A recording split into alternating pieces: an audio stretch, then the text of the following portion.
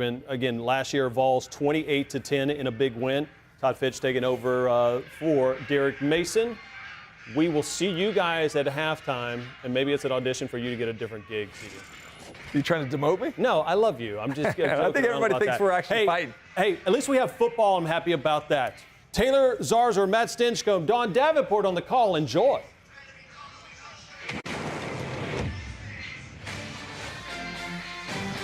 It's a beautiful December afternoon in the Music City for the Tennessee Volunteers and the Vanderbilt Commodores on SEC Network.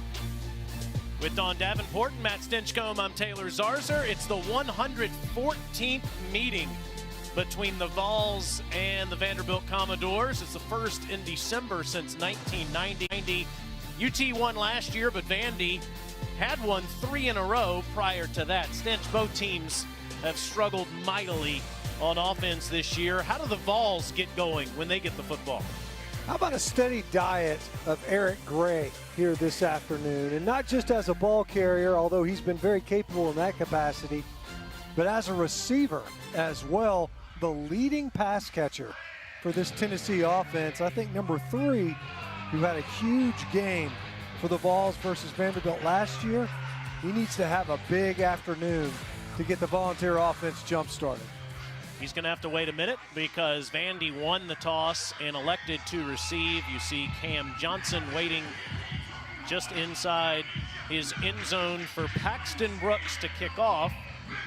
Paxton has been the kickoff specialist for the Vols the last couple of years, and that's all he'll do again today.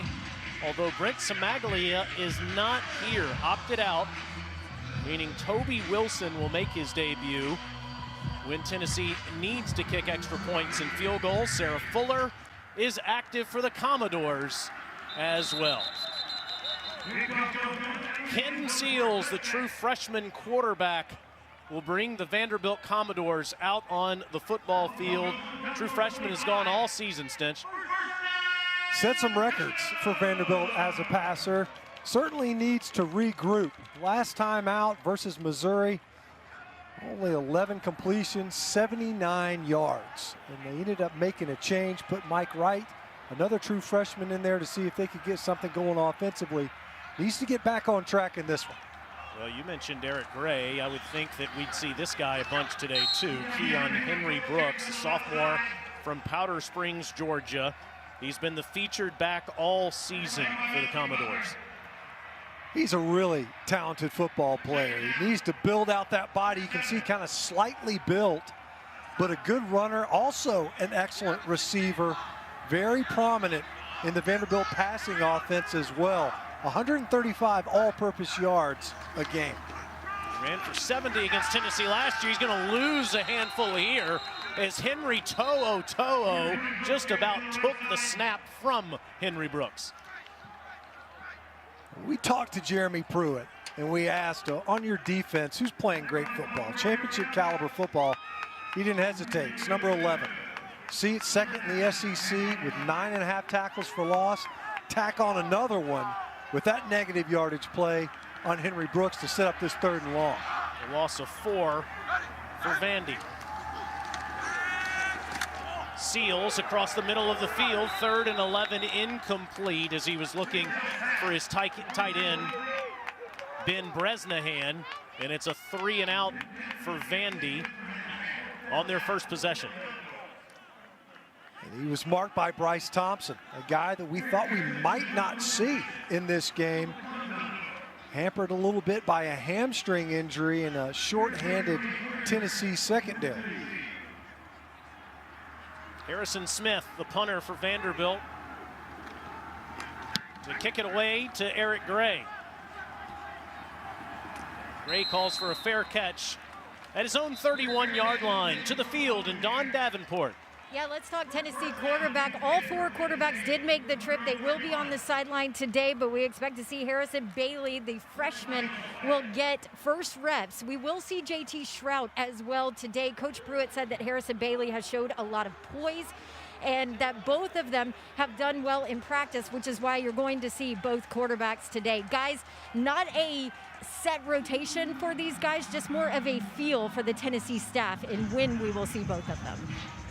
Thank you, Don. And we'll be watching that all day, just like you will, as Harrison Bailey will get the first crack at it. There was a penalty on Tennessee on that return, a holding penalty that today's referee, Mark Pearls, called just a moment ago. Bailey, the true freshman from Marietta, Georgia, made his first career start last week, played the final 2 drives against Auburn in the game before that, is in shotgun from his own 21. He throws the wheel to Velus Jones, and Velus gets a yard. Nice open field tackle made by the Commodores there. It's Jalen Mahoney. We mentioned the freshman from Marietta, Georgia, just one of 4 quarterbacks in Georgia high school history to throw for over 11,000 yards, leading Marietta to a high school state championship last year, choosing the Vols over the Tide, the Tigers, and the Gators.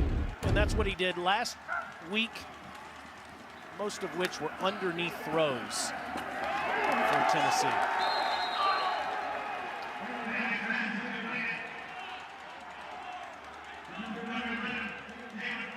Gabe Judy Lally makes the tackle after a short gain for Tennessee. And you can tell they're third down. Yeah, they're gonna protect Harrison Bailey. You can tell, Taylor, you know, already the first 2 plays, they're just throws to the sideline. Get the ball to Velus Jones, Jalen Hyatt. Let's see if you can't allow them to make a play after they've made the reception. But now facing a 3rd and a full 10 yards, you're gonna have to push the football downfield. Yeah, loss of 1 for Hyatt on that catch. Now on the 3rd and 10, that's a strike right near the marker to Josh Palmer. It is 4th down as he'll be marked shy. Well, you nailed it. I mean, he caught it right there at the marker, but then lost ground, went back upfield. You see Palmer, he's like, I can't believe it, that I would not have had the yardage needed. Bailey threw a strike, but it wasn't enough by the time he made the play. And credit Judy Lally for a sure tackle to deny the yardage needed. Paxton Brooks with a 42-yard average on the season. That fake punt last week that didn't work out for the Vols. This is a perfect punt, goes down the sidelines. And it'll be marked out at the 12, where the Doors will get it back after a 58-yard punt by the junior from Lexington, South Carolina.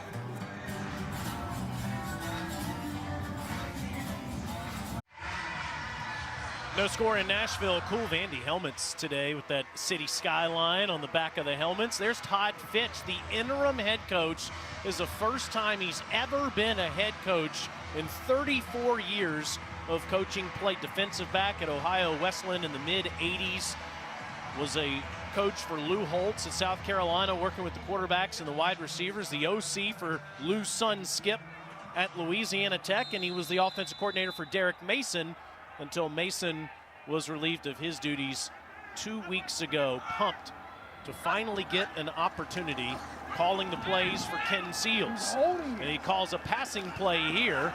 Seals has nothing down the field and wisely throws it away. Yeah, Coach Fitch had to wait an extra week. Thought he was going to be a head coach last week, at least on the game field anyway, versus Georgia.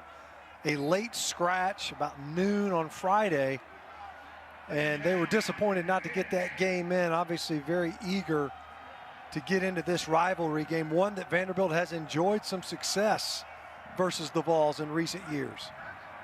Give John Mincy the pressure for Tennessee there, and on this 2nd and 10, a delay handoff to Brooks, who avoids the first pressure. Tyler Barron makes the tackle. It'll be 3rd down. Tyler Barron, a guy, true freshman for Tennessee defensively. They know that he's had to step up. The linebacking core is what stood out to the Vanderbilt coaching staff.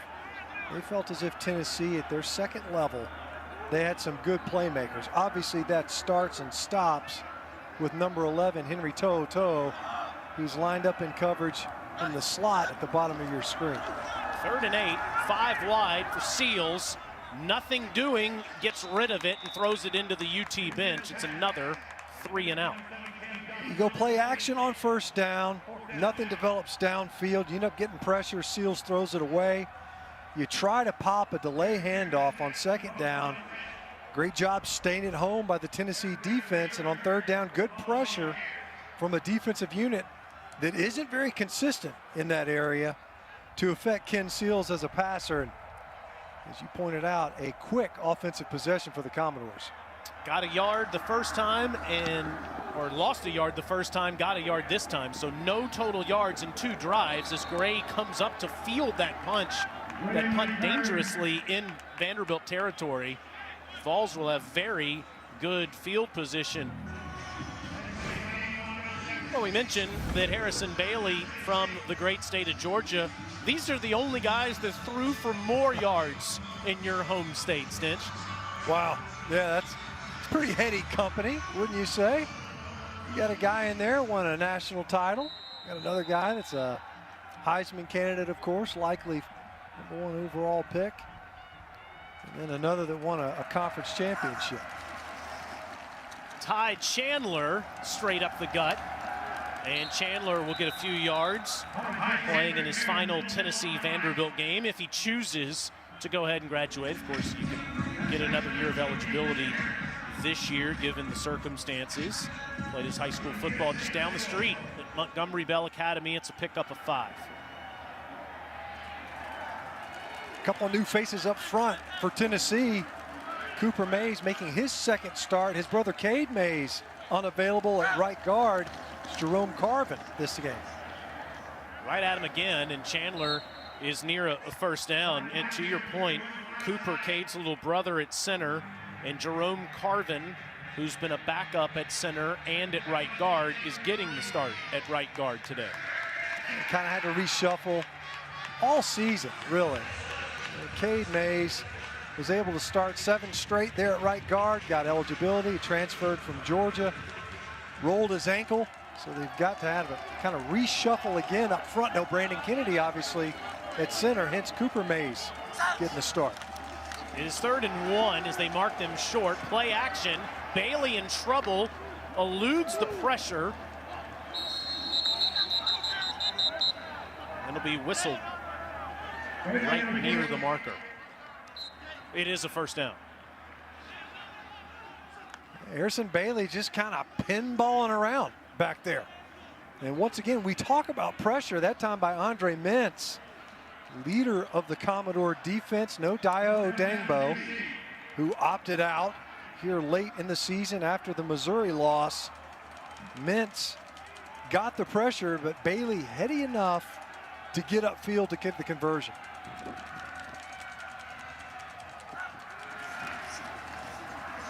On 1st and 10, it's Eric Gray with his first carry of the game after 246 yards last year. He gets his first carry today. Down to the field and Dawn. Guys, Coach Todd Fitch raved about the leadership of Andre Mintz, the way he works, shows up every day, even after his close teammates opting out and were done for the year. One of his teammates told me that he's the most driven person he's ever been around. He'll graduate in May with his 3rd degree. How about that? Runs his own YouTube channel, raised $60,000 for charity. He is a true Vanderbilt man, does it all. He is, and he's so well respected by everybody in the Vanderbilt football program. Gray very close to a first, but short, and then more pressure, this time by Cameron Tidd, who is in the backfield greeting Gray. But it is a first down.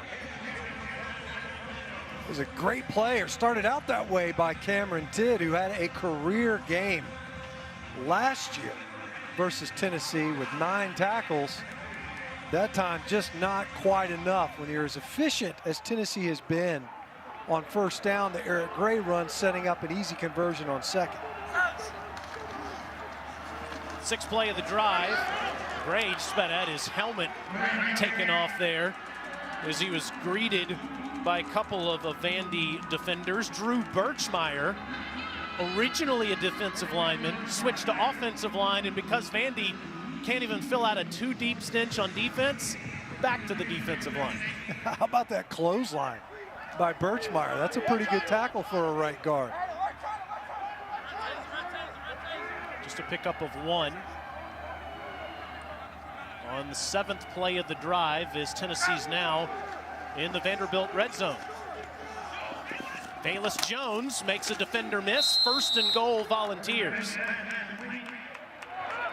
When you look at the big playmaking ability in this Tennessee offense, it's number one that has generated the most. He's had 12 plays of 20-plus yards. Not a lot of downfield shots for a speed guy, but they have other ways of getting him touches. A lot of fly sweeps, a lot of swing passes when they blow him through the backfield on a short motion. Chandler following, pulling offensive lineman, and he gets near the 5-yard line. It'll be 2nd and goal from there. Tennessee has moved the football consistently in the first half this season. As we continue, you'll see their struggles have been numerous once they get past halftime. But look at this. In the red zone this year, Tennessee has only made 11 trips during this 6-game losing streak. And on 2nd and goal, fake, touchdown, wide open is Princeton Fant.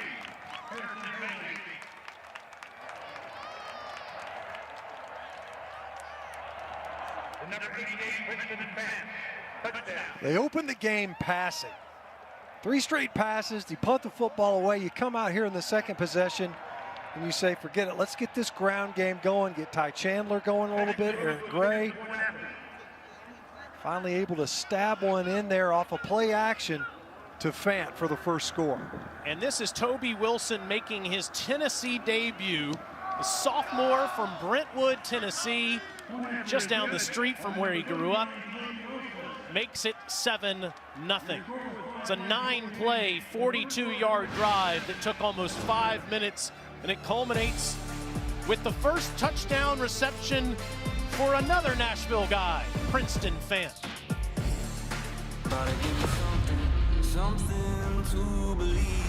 ESPN, home of the college football playoff, coming New Year's Day.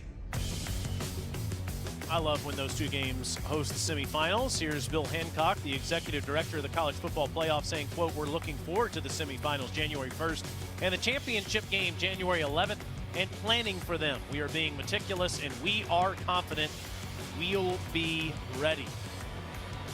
Semifinals on January 1st, as you saw in the national championship game down in Miami. It is going to be tough to beat the Tide 52-3. Wow. They won in Fayetteville today. Yeah, their biggest difficulty is going to figure out who they want to push the hardest for the Heisman Trophy, because they've got 3 guys that are legitimate candidates on that offense. Devontae Smith's now taking punts back to the house. Here's your calendar in December. Bowl game blitz for us again. Conference championship weekend next weekend. The CFP selection show will be on Sunday. Those New Year's Day games for the semis on the 1st. Heisman Trophy presentation on a different date this year on the 5th. And then that national championship game is on the 11th. Certainly want to highlight all of the other bowl games on the ESPN family of networks that we're excited to participate in. Let's see if Ken Seals can get something going for Vanderbilt on offense. No yards on 6 plays. And he hands it off to Henry Brooks, maybe half a yard. He's the guy they got to get going, there's no doubt. I mean, they've had contributions in the passing game, but it really has been Henry Brooks that consistent all season long, outside of the first 2 games that he missed. He has really come on this season. They need to get that ground game going so that the play action will mean something for this ball defense. 2nd and 10, Tennessee shows pressure, and it's incomplete. Nice coverage there by Theo Jackson, as Seals was looking for Chris Pierce. It's 3rd down. One of his favorite targets, second only to number 7, Cam Johnson, is Chris Pierce, who's really come on. 5 touchdowns in the last 5 ball games. But as you mentioned, Theo Jackson, excellent coverage, and so far, the Tennessee secondary has held up very well versus some of the downfield targets.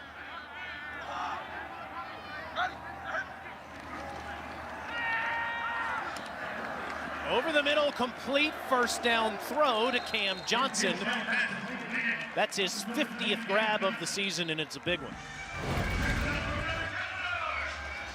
The last 5 games, he had 40 catches. Had 5 catches the last time out versus Missouri, one of their favorite targets in the passing game. Back to the ground, and Henry Brooks with a flag down.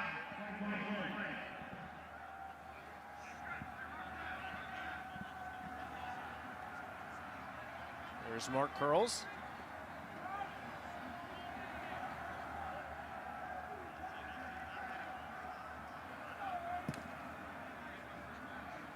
Substitution infraction. The 12th player did not get off the field on the defense. 5-yard penalty from the previous spot. Replay first down. Smart move there by Todd Fitch, the offensive coordinator slash head coach, and Ken Seals to get that play called quickly. Yeah, see him running off right there on the 40, no doubt. Great job by the official. Line judge there drops his flag, didn't get off the field. As you mentioned, Taylor, nice heads-up play by the true freshman to get that ball snapped and catch the balls with an extra play. Seals across the middle in stride. The catch is made by Chris Pierce, and Vandy's in business. Nice rhythm throw as you see a flag coming in there late. Right at the end of that scrum. Everybody was arriving to try to help Chris Pierce maybe pick up some more yards towards the end of that run after catch. Check the flag. After the play was over, personal foul number 63 offense. 15-yard penalty. It will still be 1st and 10. So it's a 34-yard completion to Chris Pierce, but let's watch Grant Miller here, the center at the end of the play. Pierce has stood up pretty good.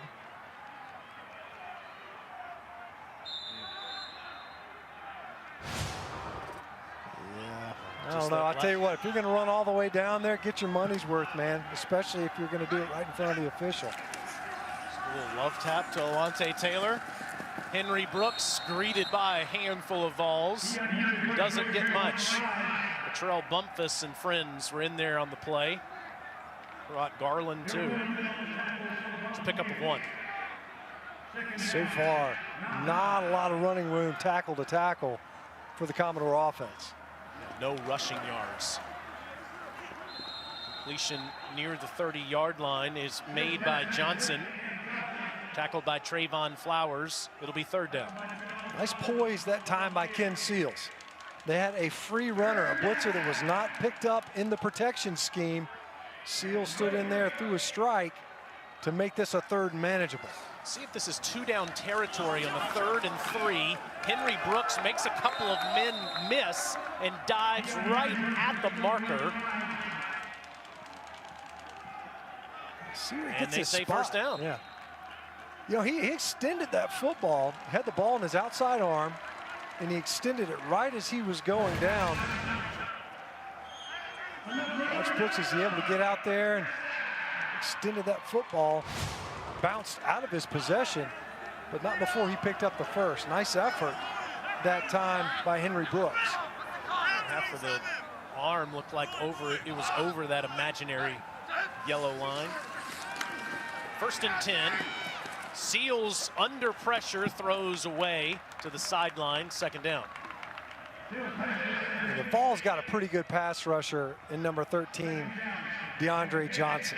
And he's gotten a nice jump a couple of times, and it's been enough to bend the edge and force Ken Seals to flush out of the pocket. Something that Todd Fitch talked about, that he wants his pocket awareness to improve, wants him to climb up into the pocket versus escaping and trying to get outside of the pocket.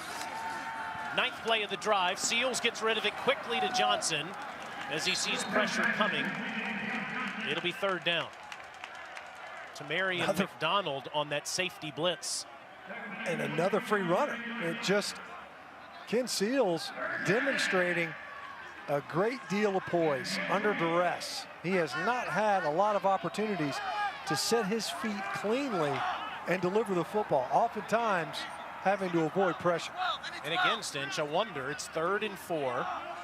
Is this 2-down territory, or would Pearson Cook or Sarah Fuller come into the game? 3rd and 4, Mitchell Pryor is stood up.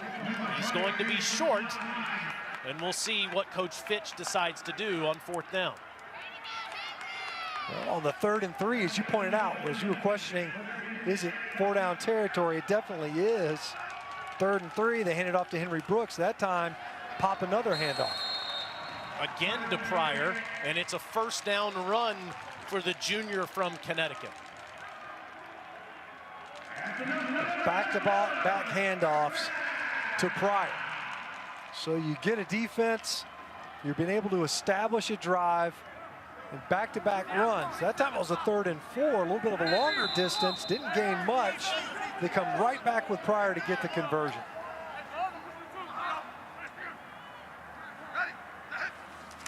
12th play of the drive.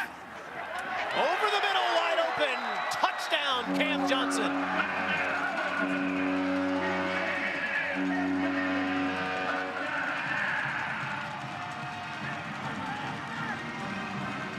One of the best looking drives for Ken Seals all season. And here comes Sarah Fuller onto the field. Now last week, 2 weeks ago rather, she made history as the first female to ever kick off at the Power 5 level. Now she can be the first to make an extra point at the Power 5 level, right through there.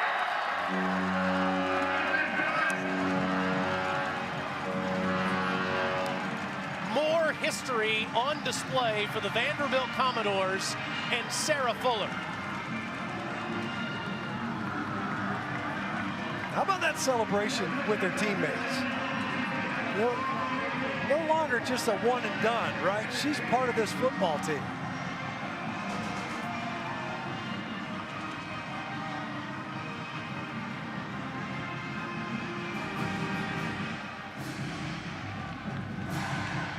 You see the Fuller family. What a moment for Sarah and her family. Great kickoff 2 weeks ago in Como. Now an extra point. She's on the board.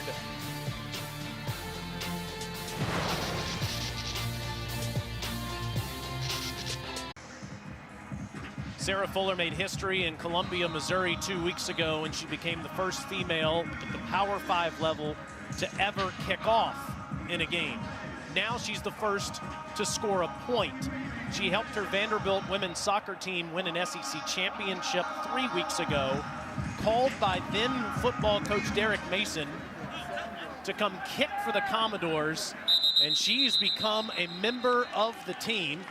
Her teammate Pearson Cook kicks it into the end zone as he's back from injury. Perfect kick right down the heart. Terrific warm-up session for Sarah as well. Nice hold by Harrison Smith, and you see the entire Fuller family going crazy. Teammates come over to high-five her.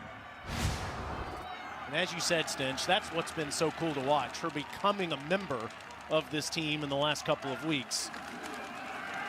Harrison Bailey in Tennessee back on offense, going to work, and wide open is Jalen Hyatt down the sideline for a big game.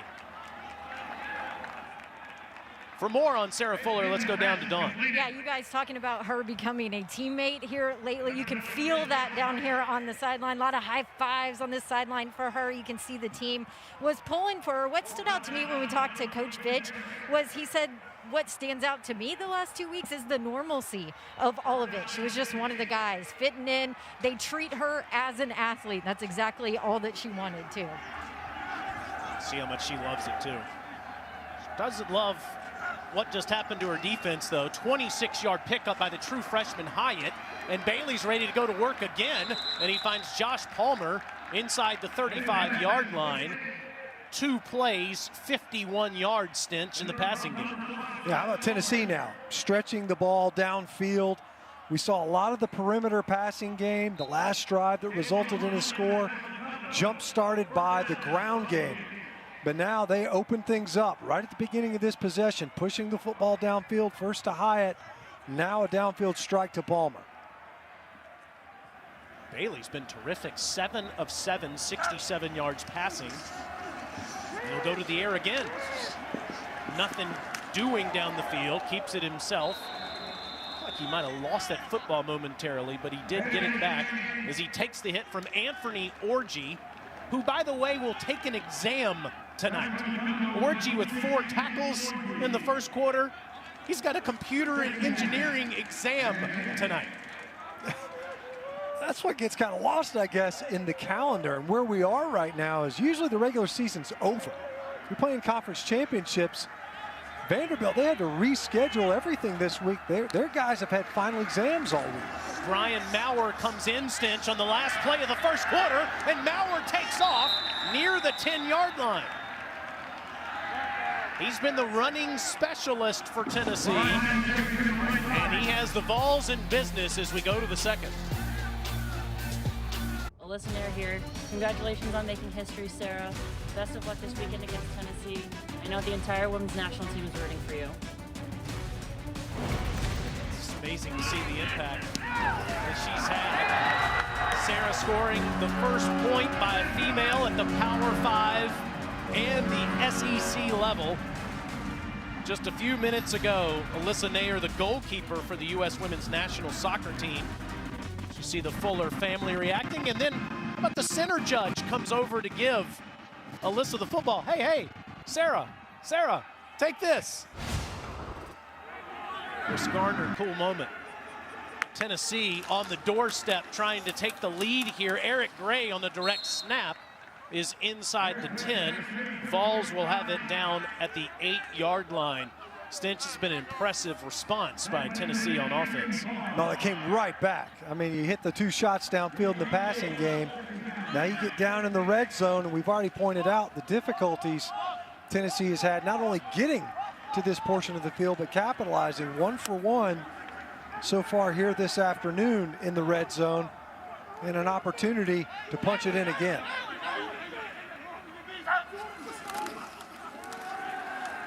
Bailey hit as he throws, and the ball is still a live ball. We haven't heard a whistle yet, as that's picked up by Cameron Tidd, who will be whistled down at the 26-yard line. Now the officials will see if Bailey's arm was going forward when Andre Mintz made contact with Bailey. We just got done talking about the red zone difficulties. So Mintz just working off the edge, and does Harrison Bailey throw an empty hand? When his hand moves forward, is there a ball in it? Yeah, it's tough to see from that angle. Although the ball did look as if it moved forward. But watch Mintz. Wow. That's really hard to tell. Is that ball already out as Harrison Bailey goes to throw the ball forward?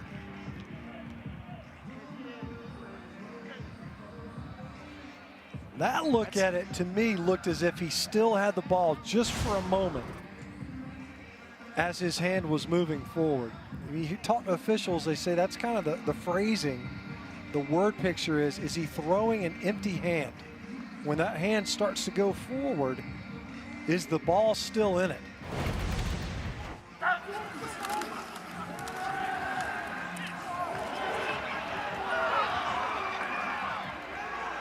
As you mentioned, Taylor, no whistle. That ball was at least allowed to remain live. For the review, the ruling on the field stands.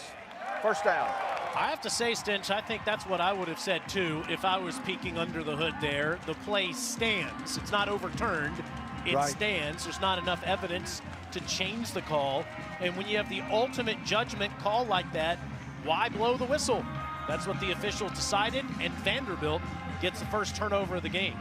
Yeah, I could not agree more. You're afforded the opportunity to review a play like that. Take advantage of it. What a huge turn of events by the Commodore defense. Ball's been coming after Seals. He's been picking up those blitzes, and he throws a perfect dime to Amir Abdur-Rahman, who carries Alante Taylor with him inside the 30-yard line. Ken Seals and his poise, that's what stood out to me in this game. As you see, Abdur-Rahman, he wins inside and gets on top of Taylor. And then Taylor's just wrestling him for the next 10 yards. Henry Brooks will get a couple. Watch Seals pick up this blitz again, Stench. He's got another free runner. I mean, it's just he's done such an excellent job of being patient because they've had blitzers, either more than they can handle or a bust in the protection scheme. And repeatedly, the true freshman in Ken Seals has stood in there and delivered accurate passes, that time downfield for a big gain. Here comes To'o again, met at the line of scrimmage by Vanderbilt offensive lineman as Henry Brooks does not get much. Well, it's clear what the Tennessee defense strategy is. Even on rundowns, early downs, they are run-down blitzing the line of scrimmage. That time, Jeremy Banks meeting Henry Brooks at the line of scrimmage. Nearly no rushing yards. See if the Vols bring pressure yet again on this third down. 3rd and 7, sets up the bubble, and it's going to get down to the 21 as Vols blew it up, but Chris Pierce got a little something out of it, and you would think again that Vander would go for it, but no. Here comes the kicking team, and we'll see who comes onto the field. It's Pearson Cook, who is the long field goal kicker. Sarah Fuller is the short field goal kicker today, Coach Fitch says. But this is a 39-yard attempt for the junior from Michigan. And it's right through there. Vandy takes the lead, 10-7, after Pearson Cook connects on the 39-yarder in Nashville. Again, Kevin. Wait, what, Scott? Studio with your AT&T 5G studio update as we go out of the footprint. Coastal Carolina trying to wrap up an 11-0 regular season. CJ Marable into the end zone. Having a battle right now at Troy, but they lead by 5 at the break. TZ. Thanks, Dari. What a season for the Chanticleers. Vandy had no yards on their first 2 drives. On their last 2 drives, 128 yards, and they capitalize off of the turnover that Andre Mintz created for his teammates and take the lead on Tennessee, 10-7.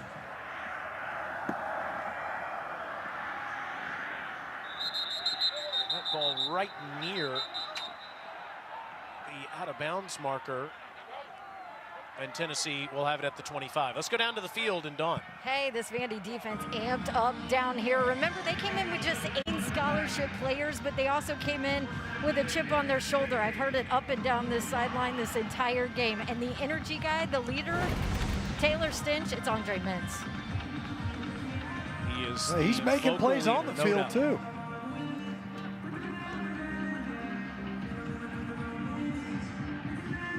The fact that he was able to get that turnover, he's already generated a couple other plays as well.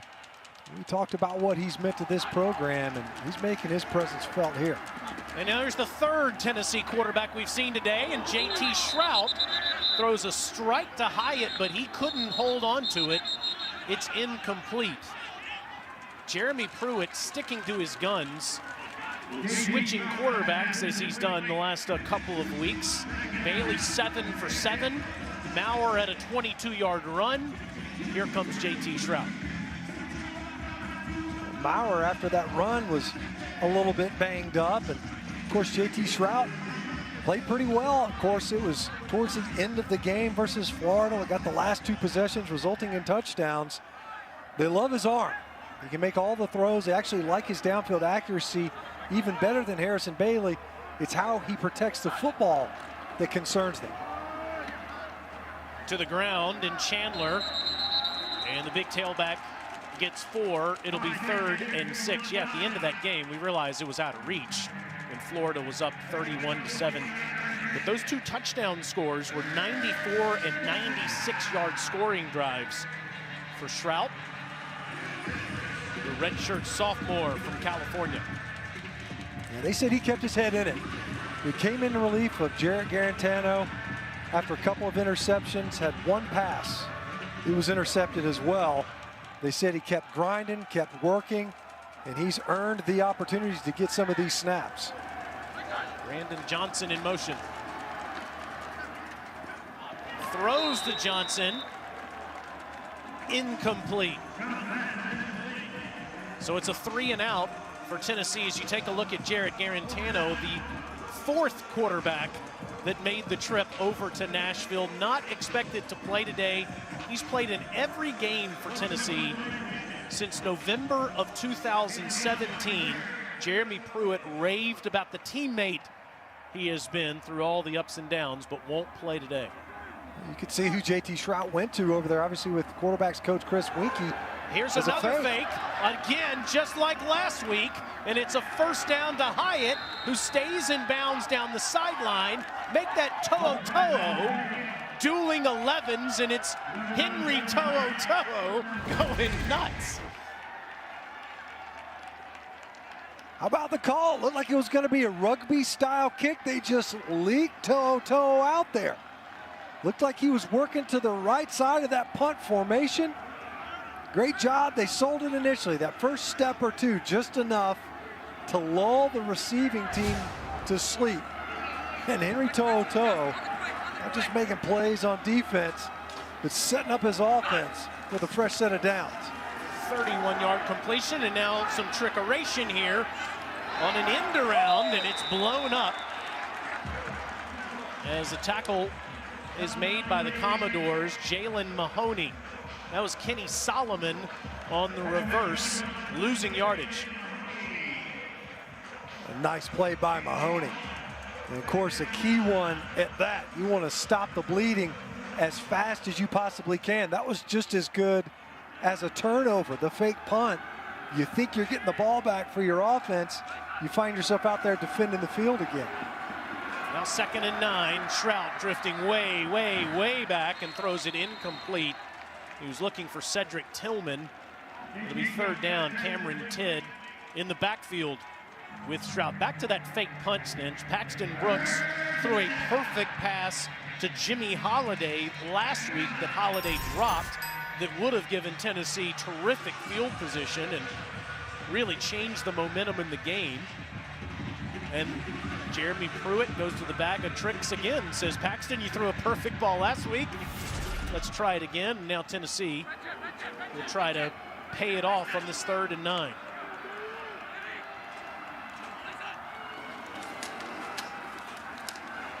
Shrout loads up to the end zone.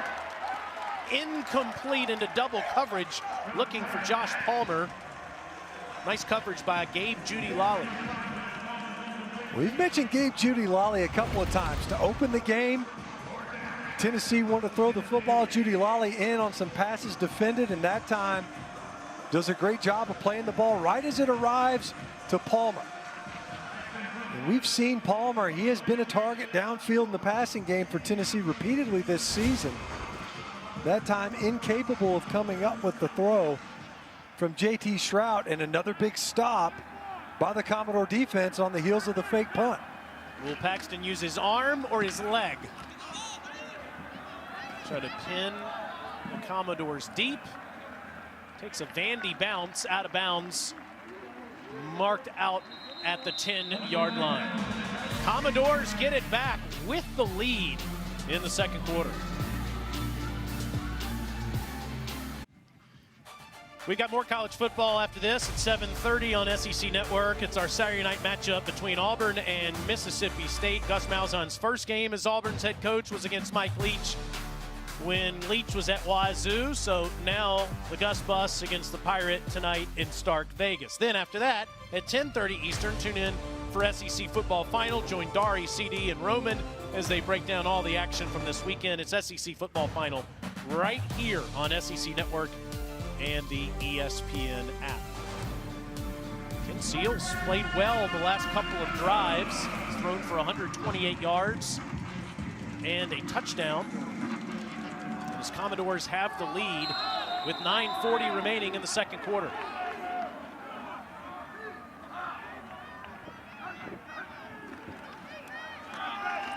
Henry Brooks has struggled to get going, and he only gets a yard, maybe two.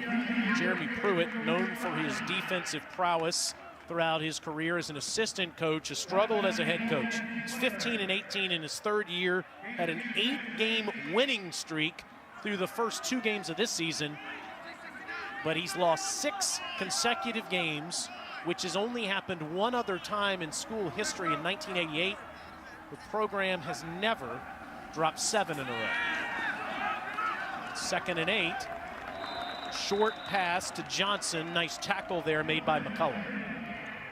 Yeah, when you look at it, you know, what marks the Jeremy Pruitt era, I think, has been the quarterback position, instability in and around that offense, and an inability to establish some consistency on that side of the football. 3rd and 4 picked off. Stepping in front is Bryce Thompson. Touchdown.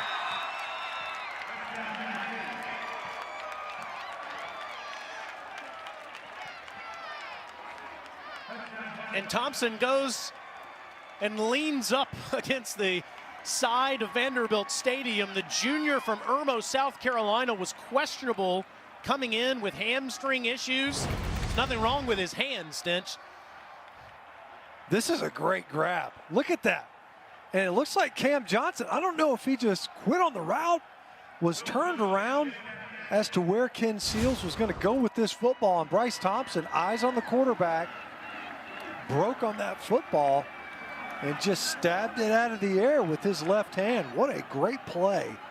And couldn't have come at a better time. His offense was stagnating. Toby Wilson with the extra point, as now the Vols suddenly have all the momentum thanks to the junior with his 2nd interception of the season, giving the Volunteers the lead again in Nashville.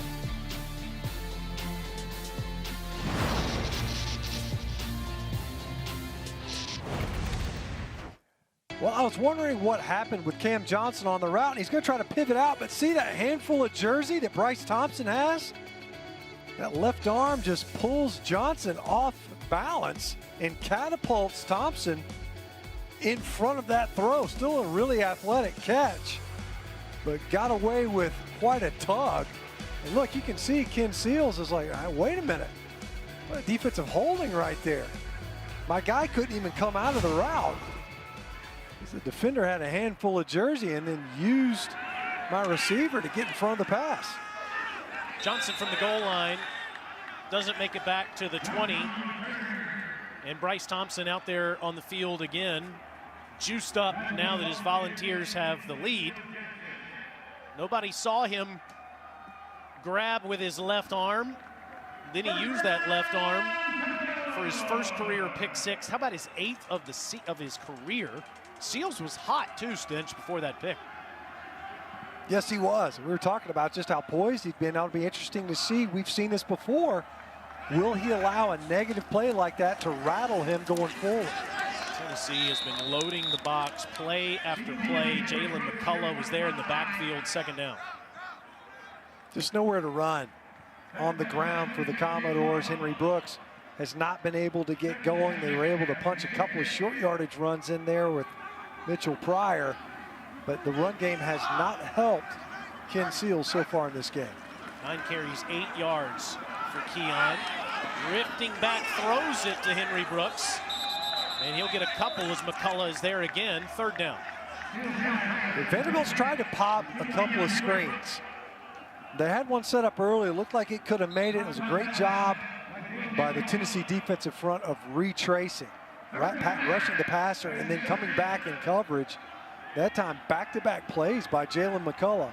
One in the offensive backfield, and then again in the open field on the screen pass.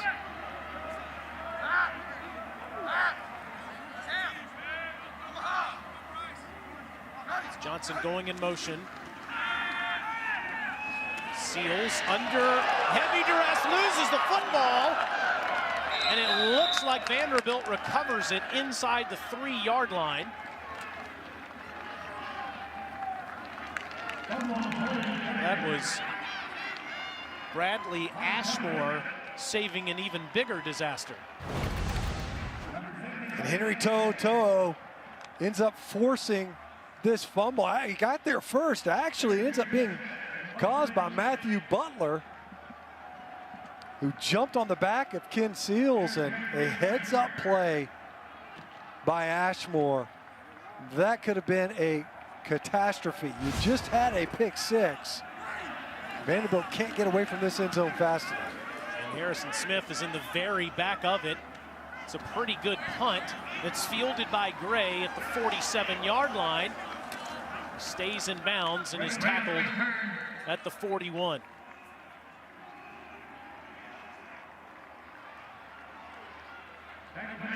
Tennessee fans have been riding the ups and downs in the last 14 games. During that 8-game winning streak, you see how many points they were scoring per game. Defense was much better. It's just across the board, Stinch. Better performance going into this season, but ever since week 3, it has been a disaster. It's Shrout still out there, and he throws a strike for 8 yards to Velus Jones. Now look at that turnover margin. Outside of just the points allowed, they've kind of inverted. You went from scoring 30 to giving up 35 during this 6-game losing streak, but the turnover margin just destroying the Vols' aspirations. Gray, first down run. Sophomore from Memphis went wild in this game last year, 246 yards rushing, 3 touchdowns, had a 94-yard house call, and a 56-yarder as well. Set a UT freshman record for yards rushing in a single game. He's out of the game. Shrout goes to the sideline. Velus Jones makes the catch and is marked out of bounds inside the 1. Velus Jones lobbying to say, hey, I got it in there, working against Alan George.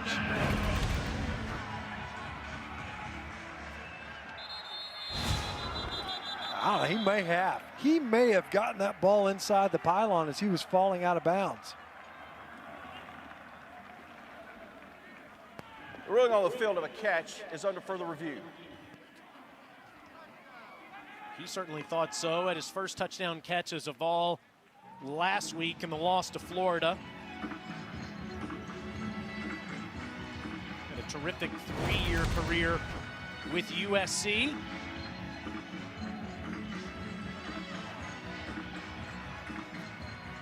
Got his foot finished inside that pylon. That's 6. I think not only is his foot finished inside the pylon, but he's got that ball in the right arm. It would have broken the plane before he would have been established out of bounds. That left foot, that's inbounds. That's a touchdown. It's a touchdown. The receiver got the ball over the plane to the goal line. Mr. Curls agrees with Mr. Stinchcomb, and that's consecutive weeks for Velus Jones in the end zone. Product from the greater Mobile, Alabama area, from Saraland. Connected to T. Martin, who hails from that same area, decided to come follow T from USC to UT. And suddenly, the Vols are up double digits. Toby Wilson makes it an 11-point lead with 5:41 to go in the second quarter. Vanderbilt was in control. Then suddenly the Tennessee defense started pressuring them, and the Vols have found the end zone on defense, now on offense. Welcome in. We're going to see you for the Auto Owners Insurance halftime report right around the corner. Dorian Doring, Bama rolls, Georgia rolls in the first half. Tennessee taking advantage of mistakes. Yeah, defense stepping up, putting the offense in some short field situations. We will see you in a couple. Got it? Yeah, Dari Citi's right. Third down plays, too, that have been costly for the Commodores. Velus Jones with the most recent touchdown catch for T.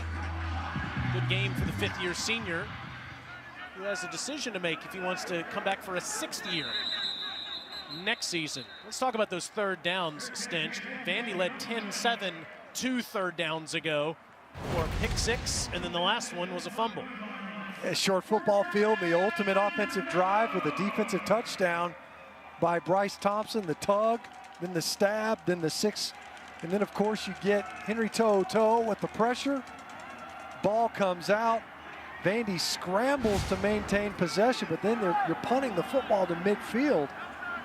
Tennessee's starting field positions average their own 48. They've been playing on a 50-yard football field most of this game. Seals threads the needle into pressure there. And that is a 7-yard pickup for Chris Pierce. Can they settle Ken Seals down? We talked about it after the pick six. Not easy to get your feet set and get your mind settled when you're running for your life and the ball's coming out. Henry Brooks continues to run hard. Gets a couple. It's going to be 3rd and short. Jeremy Banks again on the tackle. Jeremy Pruitt very high on Banks in his future. See 3rd and 1, Vandy quick to the line. Brooks moves the pile following his center, Grant Miller. It's a first down for Vanderbilt. Well, this is a surefire way to try to get Ken Seals settled down. Obviously, you want to move the sticks. Can you get the ground game going a little bit? They're able to at least get enough to get these conversions. Take the ball out of your quarterback's hands for a couple of snaps.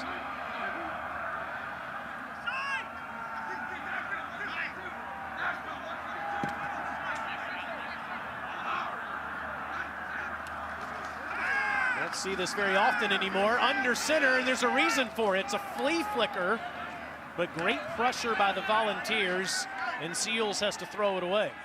We'll see if he's out of the pocket. It looks like a flag's going to come in. This has been a problem for Ken Seals this year.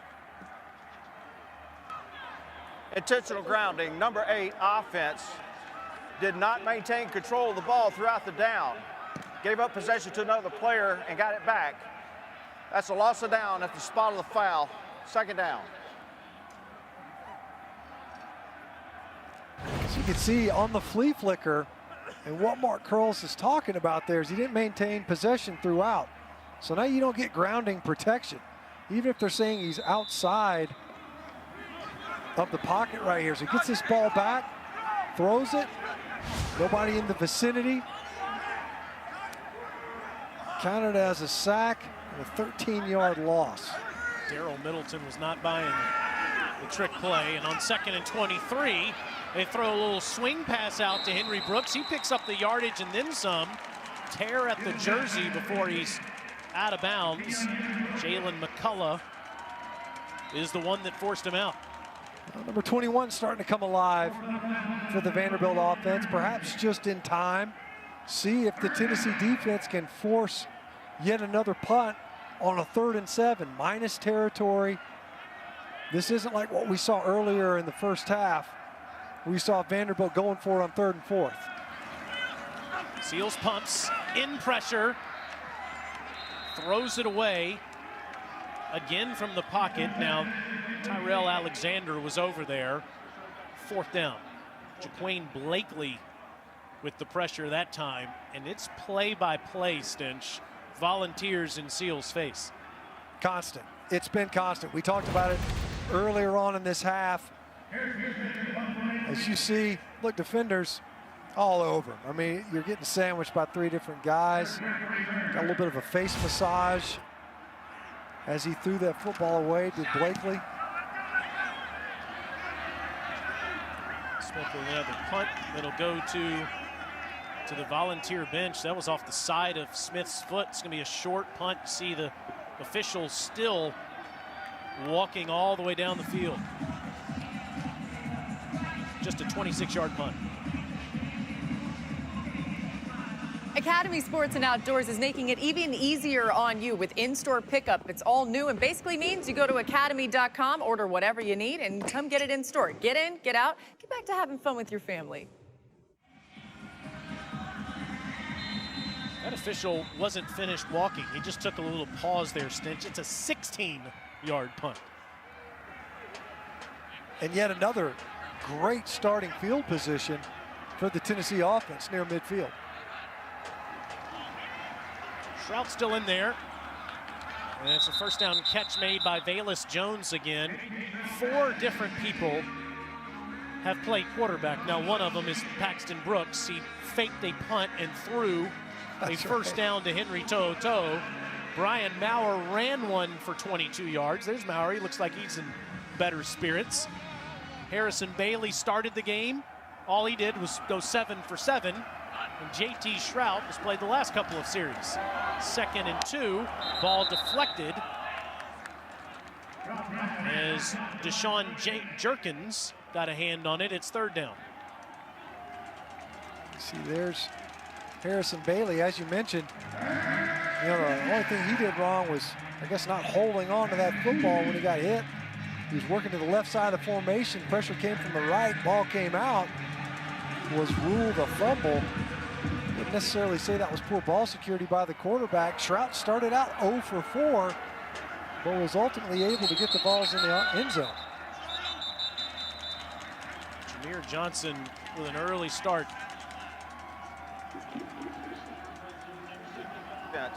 5-yard penalty, still 3rd down. Correction, number 63. Number 63. Cooper Mays. Cooper Mays. Yeah, he had trouble with a snap infraction there. See, everybody else. Yeah, it looked like he was a little bit early. Then he slams on the brakes, but by then you're already leaning backwards. Drug that football on the turf there. It's his 2nd game as a volunteer. His brother injured today. Shroud on 3rd and 7, loads up again. Velus Jones can't make the catch as Allen George was in coverage. It's 4th down. Time well protected and well defended. Allen George was in coverage on Velus Jones on the touchdown catch.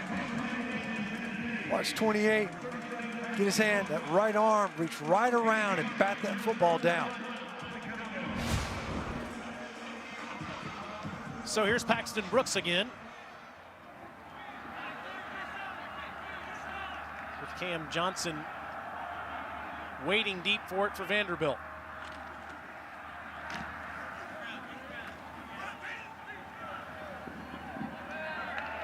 And a perfect punt by Brooks. It's going to be marked out at the 4-yard line. Make sure to check out ESPN Plus, where you can read Wright Thompson's definitive story of Archie Manning, and just as important, the story of his family, including his grandson Arch, who is one of the most sought-after high school players in the country. ESPN Plus, you're home to more than 3,000 premium articles a year from ESPN's top writers. I love what Archie said to his grandson Arch. Arch was saying, hey, Red, he calls Archie Red, his granddad, you got any advice for how I play quarterback? He said, you gotta command the huddle. You gotta be the leader in the huddle. And Arch said, Red, we don't have huddles. 1st and 10, and it's a handoff by Henry Brooks, and he gets a couple where Darrell Middleton greets him. Makes it all the more impressive if you can command a huddle that doesn't exist. That's next level leadership right there. If anybody can pull it off, it'd be one of those Manning boys, that's for sure. See if Vanderbilt can establish some bit of offensive drive here, if for nothing else, field position purposes. They have been on the short end of this football field.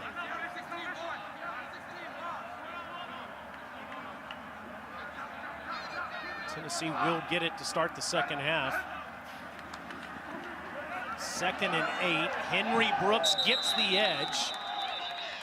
And we'll get a few there to set up 3rd and manageable. Quavaris Crouch there in coverage. You know, part of it, one of the things we talked about with Vanderbilt, they said, look, we got to sustain drives. We got to start stacking up first downs. They've been able to get 7 of them in this game.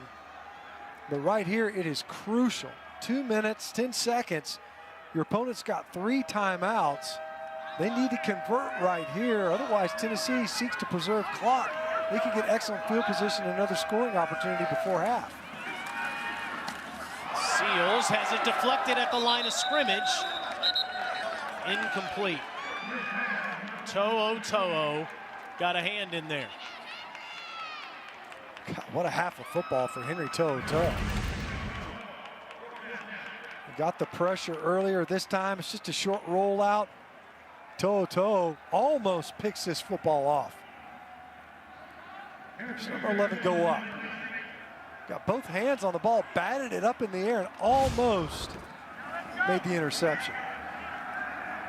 Smith with a good punt. Eric Gray will call for the fair catch at his own 44-yard line with 1:47 to go here in the first half. Busy day of SEC football on a day that originally wasn't scheduled to have any. From the end of the kick. First down, Tennessee. So late flag there, holding on Tennessee. So that'll move the balls back just a bit. But we have a couple of finals already. Georgia blows out Missouri. Alabama 52, Arkansas 3. LSU plays at Florida tonight. Auburn at Mississippi State. So 5 games made up today, if you will. Unfortunately, A&M and Ole Miss could not be played due to some COVID issues in Oxford. We'll have a handful of games next weekend too, including the SEC championship game between Alabama and Florida.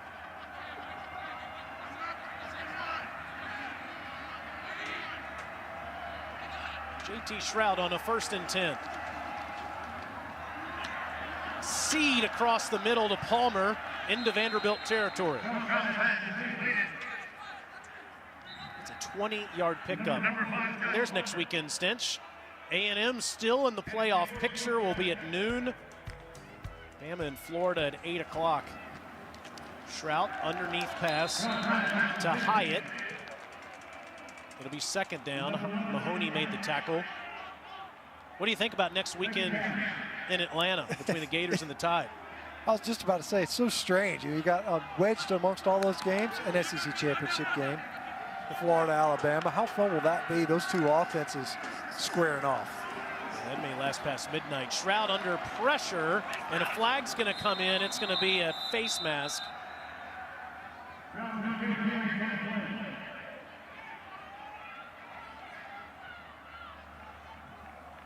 Looks like Anthony Orgy, maybe. Personal foul, face mask, number 26. Defense, 15-yard penalty from the previous spot. First down. Right as Shroud starts to escape, you see Orgy kind of retracing upfield. Yeah, handful. Pulls him down, makes the tackle by his face mask. Vandy had the lead midway through this quarter, Stench, but they have imploded since. Of course, Tennessee getting that ball first in the 3rd quarter as well. Crucial that the Commodores deny a score here. Tackle in the backfield after Gray doesn't get much.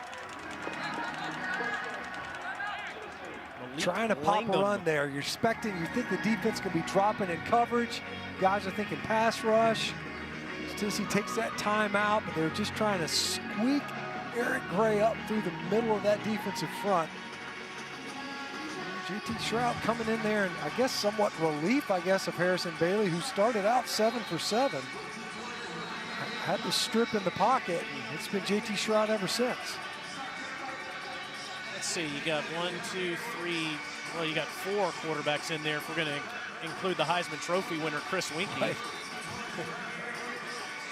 Yeah, zoom out enough, surely T. Martin might be around somewhere. Right.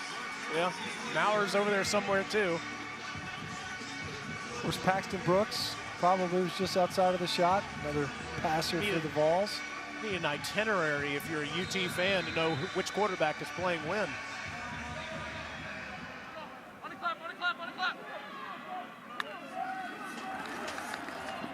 There's Shroud again, throwing another bullet, and it's a touchdown strike to Jalen Hyatt.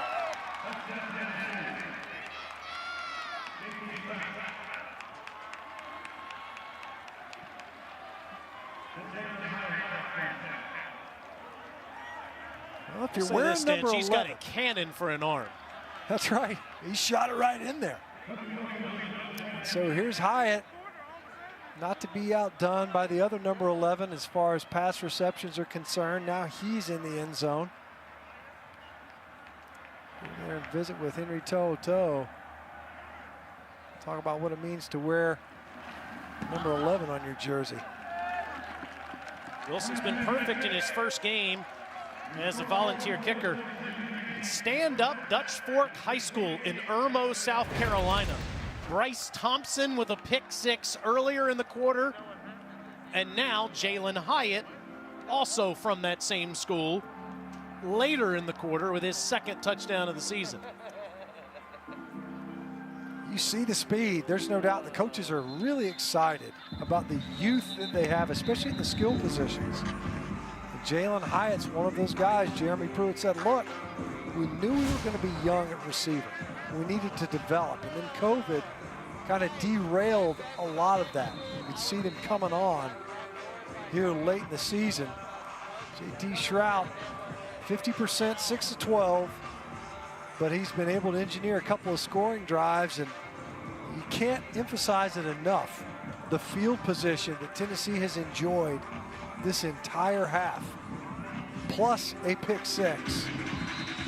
And that has been the difference here in the first half. As we mentioned, Vanderbilt looked as if they were in control of the football game prior to Bryce Thompson ending up in the end zone going the other direction. Yeah, 21 unanswered since that play.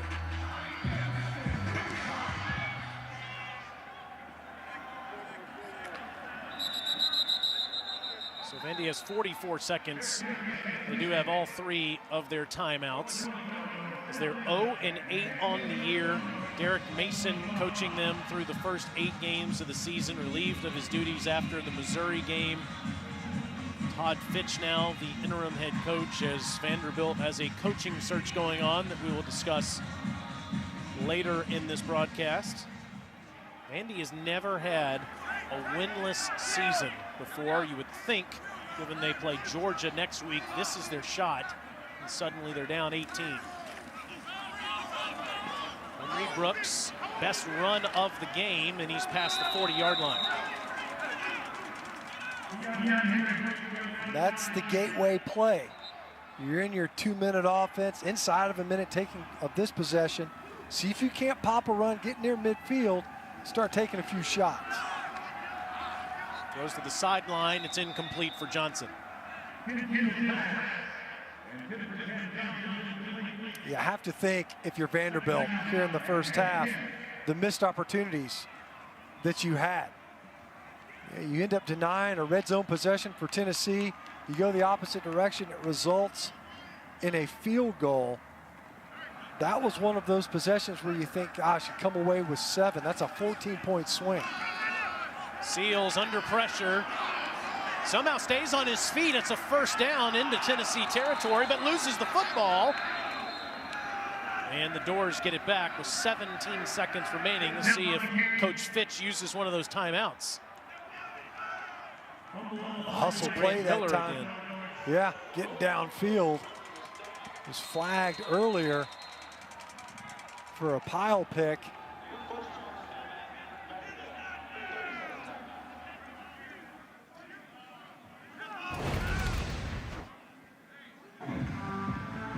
See, Seals does a great job of escaping Darrell Middleton.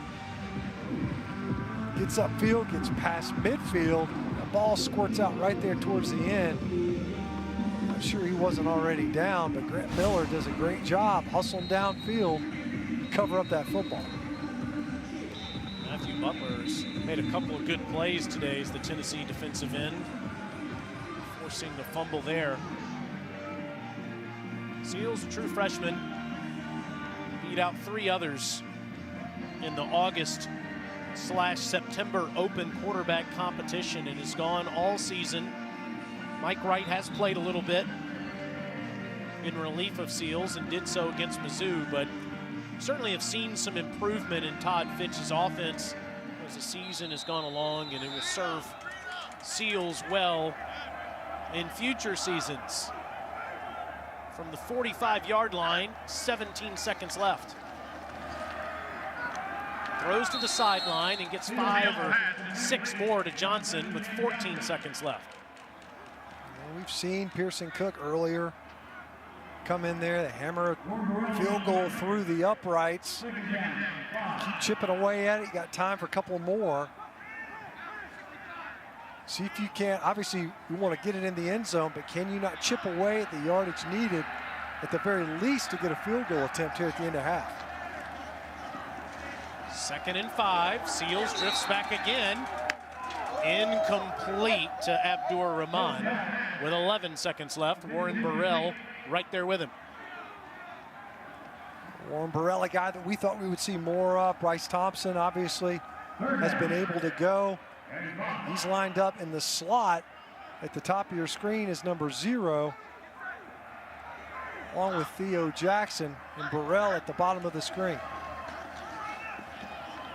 Inside handoff to Henry Brooks. And he'll carry Volunteers with him with 3 seconds left.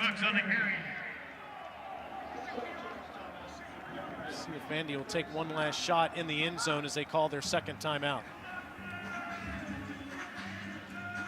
See, again, they were just trying to squeak out a run, expecting the defense to play coverage. See if you can't get pass rushers upfield. Instead, they did a pretty good job to Tennessee of staying home. They send out the field goal unit. Yep. Pearson Cook's long on the season is 41 yards. And this will be a 54-yard attempt.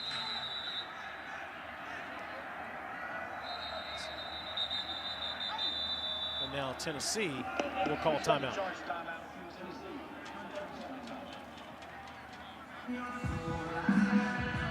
He did hit the crossbar in warm-up, Stinch, from this distance. All year, Vanderbilt has had issues kicking the football.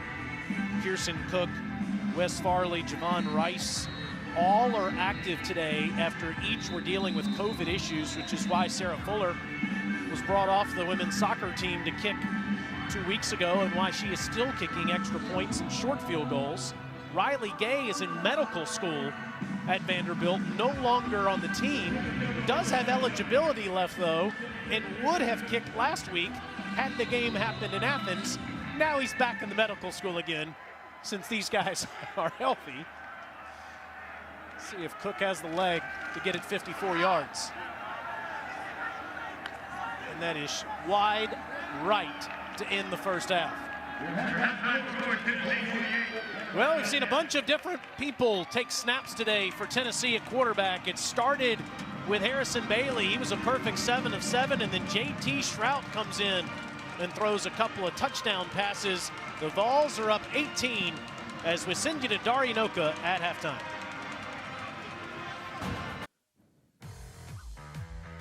Sluggish start for the Vols, but they come storming back with 21 unanswered points as we start the third quarter. They lead 28-10. With Matt Stinchcomb and Don Davenport, I'm Taylor Zarzer. Stinch, we wondered which quarterbacks we would see today for Tennessee, and the answer has been yes. All of the above. That's right.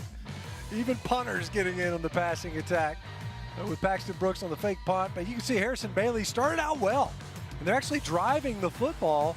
For their second red zone possession, ended up going the other direction on a fumble. You know, to me, the fact that they were able to get the ball outside, Bayless Jones able to get on the action. Princeton Fant got his first touchdown catch as a Vol, and then J.T. Shrout enters the lineup and is able to find Jones along the boundary. Does a great job athletically, acrobatic catch, gets in the end zone. And they were able to finish that half off really strongly, and a lot of it was a function of establishing excellent field position. Credit the ball defense, not only getting in the end zone themselves, but getting the ball back for their own offense with about a 50-yard field to play on. We saw Shrout taking notes over there on the sidelines. We'll see which volunteer quarterback comes out for the second half. Bailey started the game and was 7 for 7. Shrout came in with those 2 touchdown passes. Brian Maurer ran one for 22 yards. And like Stinch told you, Paxton Brooks threw a fake punt for a first down. It's fielded by Valus Jones from the 7.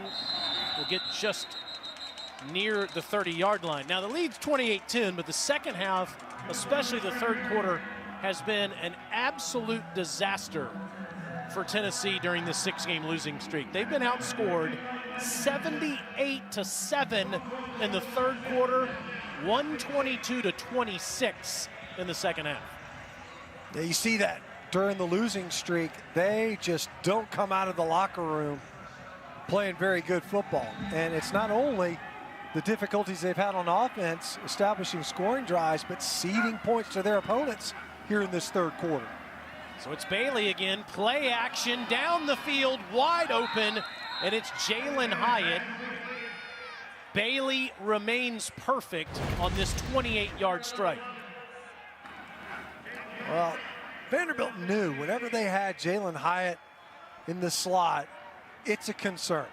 It's a matchup issue for them, obviously a shorthanded defense, but we've already seen demonstrated, one on a touchdown catch, and now here to open up the second half, how dangerous he can be. Soft coverage, and it's a 9-yard completion to Palmer. The wide receiver issue has been significant this season for Tennessee, losing Juwan Jennings and Marquez Callaway to graduation. Domwood Anderson was a serviceable tight end. They have had the hardest time finding a big-time receiver. Maybe Hyatt is that next guy. 5 catches, 81 yards, and a touchdown today. And breaking free is Ty Chandler. First down in the red zone. We talk about the third down woes. Well, Tennessee, they're not looking to repeat that. Not here tonight. They came out throwing haymakers here in the third quarter. The Commodore defense very much on its heels as the Vols are driving early. Tosses it to Chandler, and Ty picks up 5. You know, going back to those receivers, Stench, that guy that just carried the football leads the team in receptions this season. Yeah, the idea that they have had to have other players step up. And you think about like an Eric Gray with 29 catches coming into this game. Ty Chandler obviously contributing at running back as well as a receiver. And knowing that, you know, a guy like a Josh Palmer, as you see Alan George being attended to by the Vanderbilt training staff. You know, Palmer accepting an invitation to the Senior Bowl. Valus Jones, a guy, senior, won't be able to contribute again next year, but you think about the Jalen Hyatts and the Jimmy Holidays who did not make the trip. They've got youth, especially at wide receiver. The problem is that doesn't help you as much this year. And you have to project to a future opportunity for those guys. A true freshman in Cooper Mays right there in that shot. He and Hyatt both that are having to contribute here tonight. Alan George looks like he's going to be okay. He proposed to his girlfriend, Caitlin, a cheerleader at Vanderbilt, on this field in September.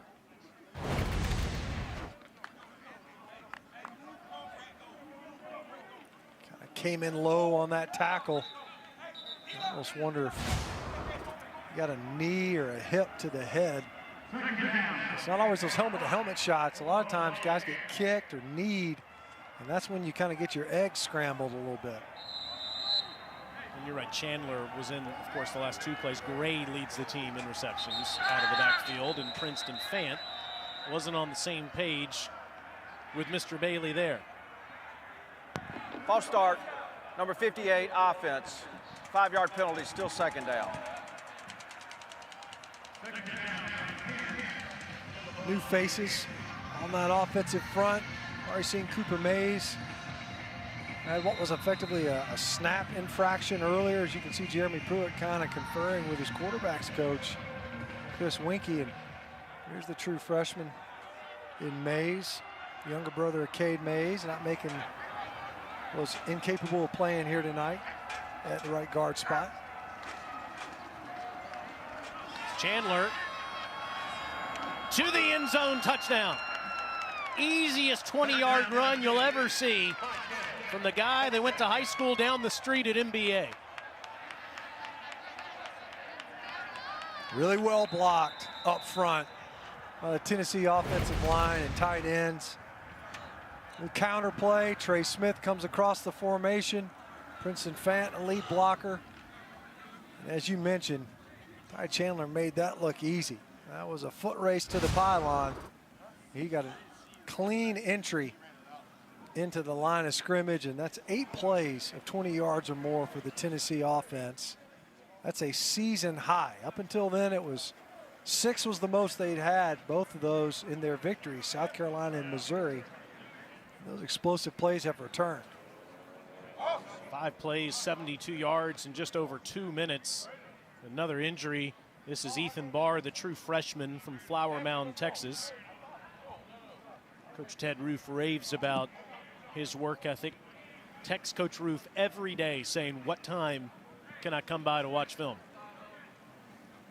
A kid that's committed to his craft, no doubt, and anticipated having to wait his turn to be able to play, and the kind of season that it's been for Vanderbilt. Forced into service, and as we mentioned, only 18 scholarship players available for this Vanderbilt defense. They can ill afford to see anybody go down, especially early here in the second half.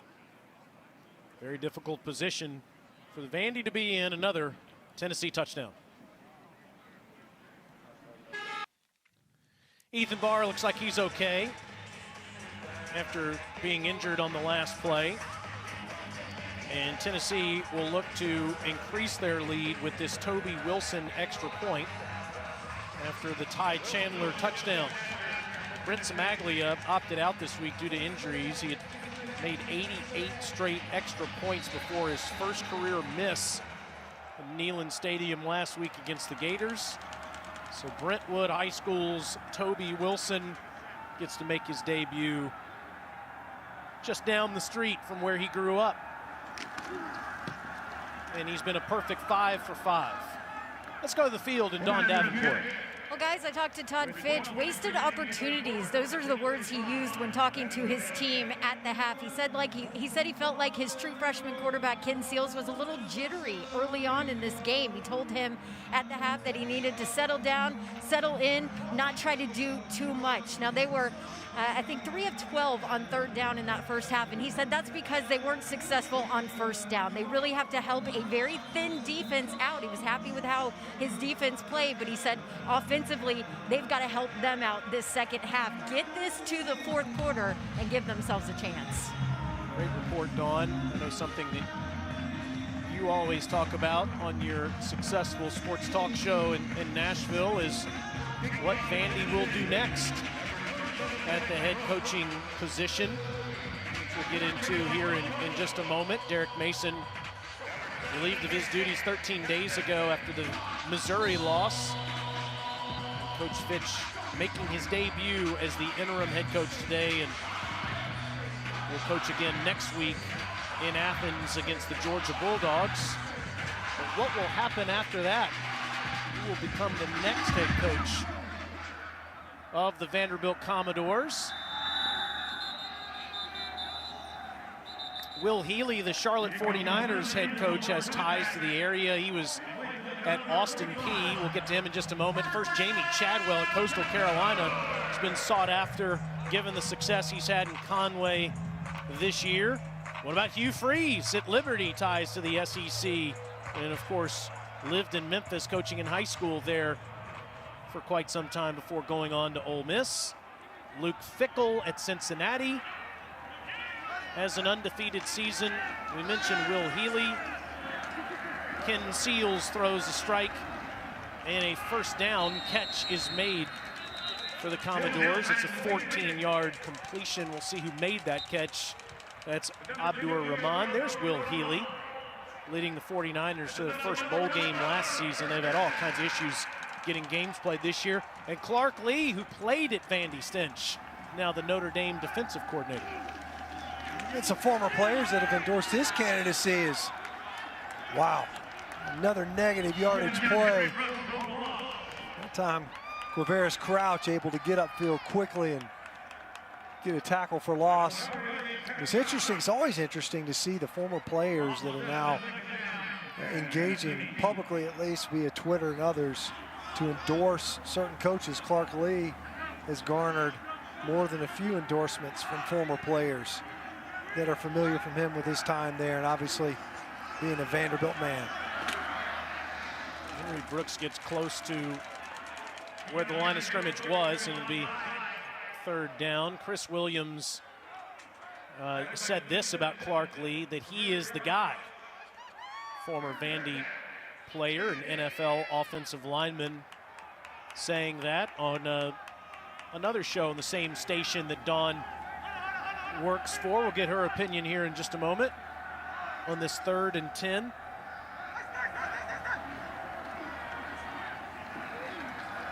Seals incomplete, trying to get it to Johnson. Dawn, what do you think? What are the locals saying? Hey, well, you know, talking to athletic director Candace Lee, she talked a lot about fit and how important that is for Vanderbilt. And I said, okay, when you talk fit, do you mean it has to be an energy kind of guy? It has to be an offensive kind of guy? And she said, fit for me is somebody who realizes the opportunity you have here.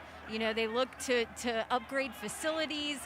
They've said that there are announcements coming from that standpoint. So she said, when you look at fit, I want somebody to come in who realizes this opportunity and understands that we want to win here. That was coming from Candace Lee. So obviously they would love to make a hire before signing day. We'll see if that happens. We'll be back from here in Nashville right after this.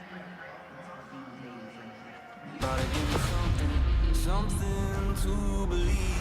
ESPN, home of the college football playoff, coming New Year's Day.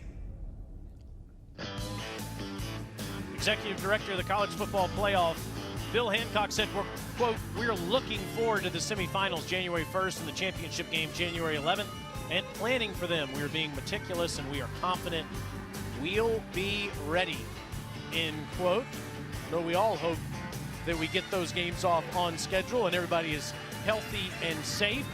We've got some picks to make too on who we think might make the college football playoff. As you see Harrison Bailey back on the field, he has been perfect, 9 for 9 at the quarterback spot tonight.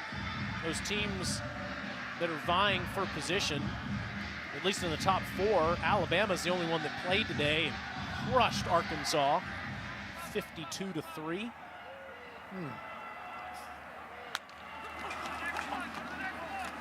Bailey swings it out to Velus Jones. Jones doesn't get much. All right, Stench, let's see what we got here. All right, you've got A&M in. Buckeyes not enough games, huh? Yeah, you know, something about only playing 5 games that just kind of, I can't quite gag that down. So Ohio State, they'll get their chance and they'll get to play for their conference championship now that they've changed the rules to accommodate it. They would have been in there anyway, of course, if they'd have played the other week. But for some reason, something about such an abbreviated season, I just don't know. It's more of a presumed good team in Ohio State than it is a proven good team in Ohio State. Now, is that your high school, Parkview High School picture there? Your prom picture? No, that was taken just last month. And I'm holding up great. It's amazing. Got that night cream regimen working. Man, you're gonna have to tell me what the tricks of the trade are there. It's called never show up for the updated headshot. I was gonna say, I don't think that you've responded to the ESPN memo in a couple decades. Nice move across the middle by Jabari Small, the true freshman from Memphis. It's a first down. There is a flag in. Harrison Bailey was lucky to get this football off. I thought maybe he was going to have that ball stripped once again. Instead, he got the ball up just in time. Shift the flag.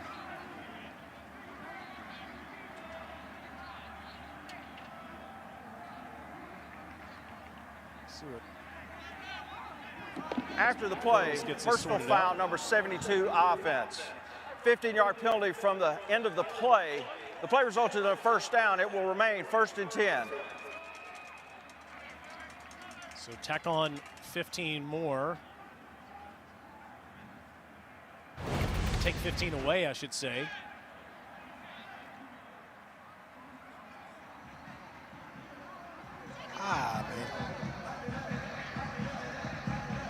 Birchmeier's like, man, I just came over here to help out on defense. I don't know. I mean, and perhaps a whistle had blown. At that point in time, you got to lay off.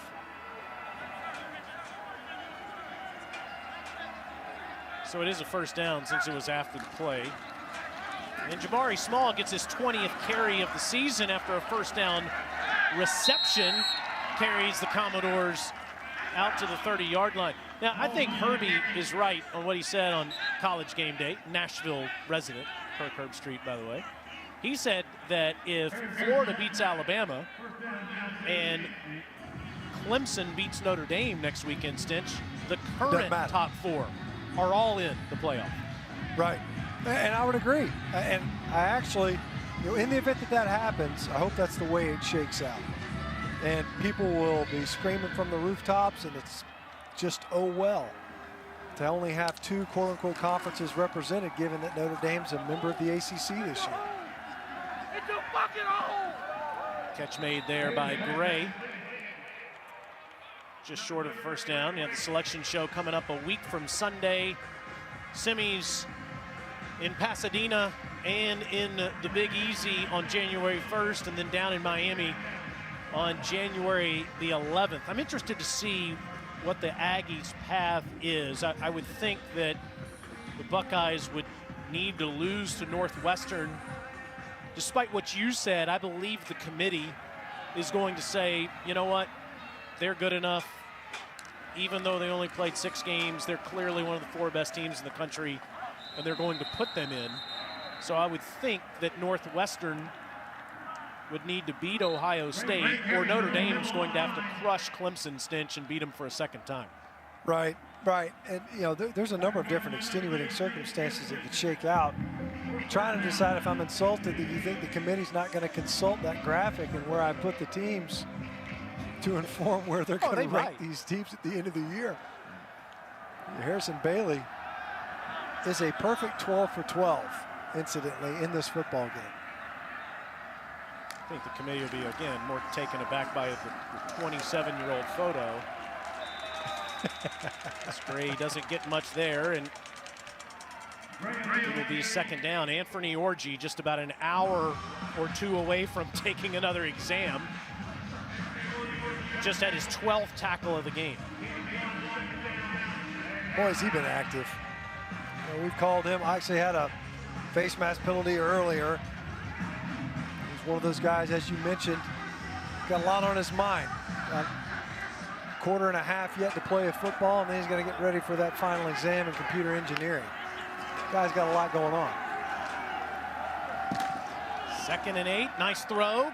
Catch made by the freshman Jimmy Callaway.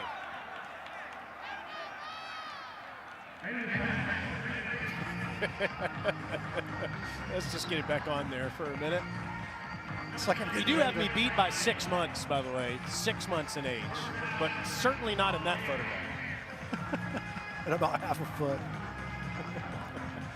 Yeah, I mean, when you look at it, I get it. There's going to be some angry little elves out there about what I'm saying when it comes to Ohio State. You know, it's a unique set of circumstances here in 2020. Gray flips it back to Shrout. Shrout's in trouble, and Anthony Orji says, enough of this.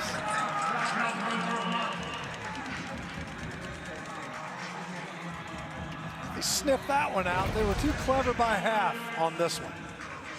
So you go direct snap to Eric Gray, flip it back to JT Shrout. Well played by Orji. Little disappointed that Paxton Brooks wasn't involved in any capacity on that play as well. Trying to think who else threw a forward pass in this game so far. Ton of credit for Anthony, the sophomore from Rockwall, Texas. 13 tackles, 6 more than anyone else on the team. As Gray gets a chunk of those yards back, down to the 40 with another flag in.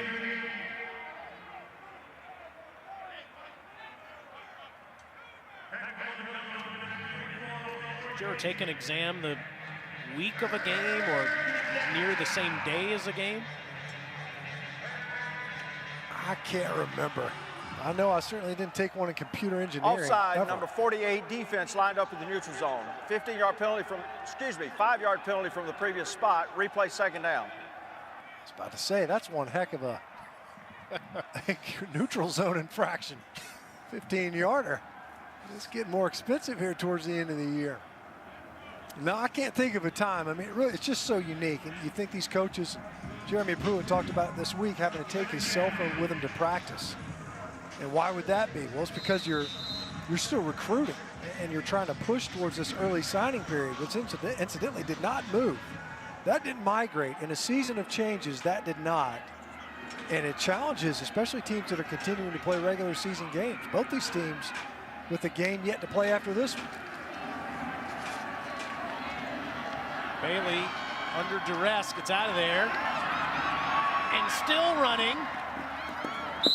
Pushed out at the 21-yard line by Brendan Harris.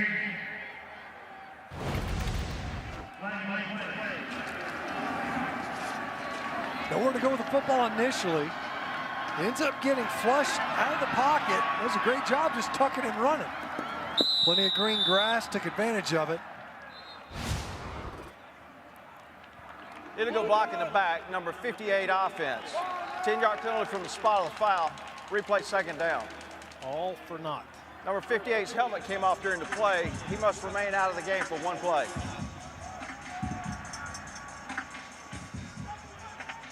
Negates a 27-yard run for Bailey, who was in negative yardage on the season, minus 19 yards rushing.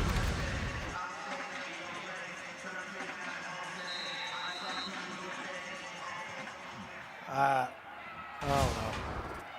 The flag came out, negated the run. That was a tough angle. Did not look like a block in the back. 2nd and 18, and Gray spins and stays on his feet. Set up 3rd and manageable. You know who else had an exam today, Stench? Sarah Fuller. She had one this morning. If you're just joining us, she kicked an extra point and is the first female at the Power 5 level to ever do so. So it's been a busy day for her, along with many other teammates in the classroom and on the football field. There's Sarah. They're on the bike, staying loose, expecting another opportunity here in the second half. This is the 12th play of the drive on this 3rd and 5 for the Volunteers. And Gray gets the first down near the 25. Another piece of laundry on the field.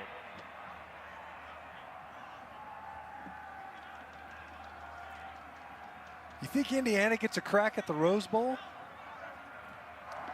Illegal block in the back, number 13 offense. 10-yard penalty from spot of the foul. Replay 3rd down. Boy, I would love to see that. So it's Malachi Whiteman, the true freshman. If you got somebody's back to you, you can't touch him. Any little push negates that play. But yes, I would love to see Indiana get a chance to play in a New Year's Six bowl game this season. Of course, the Rose Bowl is hosting one of the semifinal games, but I would imagine the Hoosiers would be all fired up to play in that. That locker room scene after the Indiana wins this year is what's best about college football. Isn't it, though? Yeah, it's one of those things where a coach that instills a culture in a program that didn't have a ton to point towards prior to that. Boy, have they exceeded expectations. And it's incomplete as they're looking for Weidman. And Judy Lawley in coverage, it'll set up 4th down. Well, speaking of Indiana, Tennessee beat the Hoosiers in the Taxslayer Bowl at the beginning of this year. Feels like decades ago. It really does.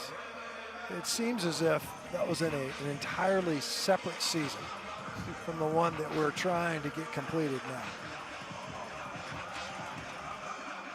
Vols will go for it on 4th down. They faked the punt earlier in the game, so they're 1 for 1. Need to get to the 33. Bailey under pressure. Stays on his feet, but incomplete. And it's a turnover on downs. Vandy somehow gets the football back, needing points. Dari Nuka in studio. We update. You guys were talking about Jamie Chadwell, Coastal Carolina trying to get to 11-0, but Troy finds Trey Eford from Jacob Free, and the Trojans have the lead. About a minute to go, though Coastal is driving. Meanwhile, Kyle Trask in Florida getting ready for LSU, ESPN top of the hour. You know Trask's name on that Heisman marquee, guys? Wow, how about the Trojans leading the Chanticleers? Keep us posted on that, Dari.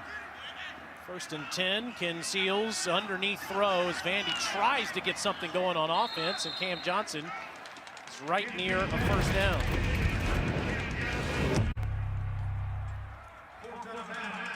Take a look at the Mercedes road to the championship. Alabama and Florida have been phenomenal offensively all season long. We'll take another look at that in just a moment. Seals throws it down the field into heavy traffic. He wanted Pierce, who was covered up. So the Tide actually has a little bit of an advantage over Florida, who's been terrific offensively, although the Gators are throwing for more passing yards, and Trask has found Mr. Pitts and company for more passing touchdowns, Stinch. Look at those. I mean, 40 passing touchdowns. But when you look at it, you know, Alabama, they've got the three-headed monster of Mac Jones, Devontae Smith, and Najee Harris. The run element of their offense is separate and apart from what Florida has been offensively this year. Take nothing away from their passing offense and what Kyle Trask has been able to put together, along with Kyle Pitts for the Gator O. But if you ever have to run the football, to balance things out, if nothing else, to challenge defense, Florida has not been able to demonstrate a level of consistency there in that element of their offense. Alabama does not have the same kind of pass rush they typically have. See if they have an advantage, though, next week on 3rd and 9. The pressure has been on Seals all night. Vandy's just 3 of 14 on 3rd down. That was Morven Joseph, another true freshman for the Volunteers. Another shot on the signal caller for Vanderbilt. And he's ended up on the ground at the end of a lot of plays tonight. Shakes it off, gets up yet again. Now it's a difference. At the beginning of the game, he did a great job shaking those off, staring down some of the pressure and delivering strikes, and it's definitely starting to take a toll. Joseph is one of 19 true freshmen that Jeremy Pruitt has played this season. And that goes out of bounds. All right, Dari, let's see what's going on there with the Chanticleers and the Trojans. Yeah, guys, just showed you Troy take the lead on undefeated Coastal. 45 seconds later, this happens. Grayson McCall to Javon Hiley, and Coastal takes the lead back, so they're up 4, just under 30 seconds to go. Troy football, guys. How about the last 2 weeks for Jamie Chadwell's team? All the way to the finish. It's been thrilling. See if they can hold on. Still have an outside chance to get to a New Year's Six game if they win next week, combined with a Cincinnati loss to Tulsa. The Chanticleers would go to a New Year's Six game. Unbelievable. Eric Gray doesn't get much. Yeah, it's unreal. I mean, it really is, and what a fun team to watch. Coastal Carolina, that offense is a gas. And you have to think Jamie Chadwell, that name is going to bounce around. Obviously, Shane Beamer already being tabbed as the next head coach in South Carolina. But as other jobs open, including the one that's currently available in Nashville at Vanderbilt, you have to think coaches like Jamie Chadwell, others, and we documented them earlier, they're going to warrant a lot of attention in some of these openings. On 2nd and 9, Bailey, play action down the field and overshoots his intended target, the receiver Cedric Tillman, who had a step on the defender. That's the downfield passing that the coaches talked about a little bit, that Harrison Bailey has to improve upon. They mentioned, you know, if there were an area of distinction, Bailey does a better job protecting the football. JT Shrout is more threatening in the downfield passing game. Started out hot, 13 of 13 over the last 3.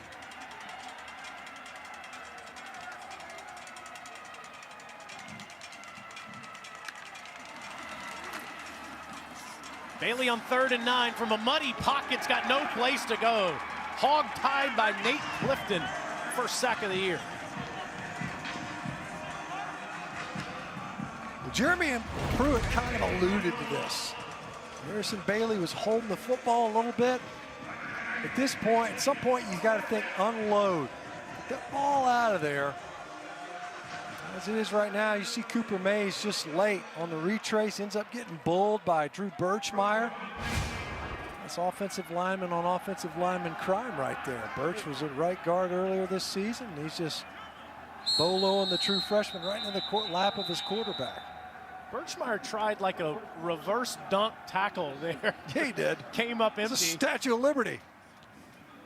Clifton finishes him off. Of course, Dio Dangbo is out, opted out.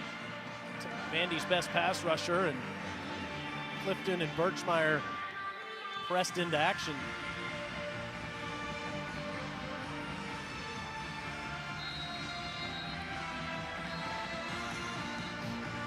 Todd Fitch's squad trying to get something done before the end of this game. They had a 10-7 lead and had the momentum for an untimely pick 6 from Ken Seals into the hands of Bryce Thompson. Since that moment, 3 punts, a missed field goal, and a couple more punts in the second half. No doubt that was the turning point. They've been able to stage a drive, stymied their own, got their own stop there in the red zone, turned the ball away, ended up kicking a field goal, pick 6, and they have not been able to stem the tide. Brooks handles a bad snap. It's another good punt away. Fair caught near the 32-yard line. History made earlier today by Sarah Fuller. First female to ever score a point at the Power 5 level. The first extra point of the game for Vandy. It's the game ball, high fives, and pats from a bunch of different teammates.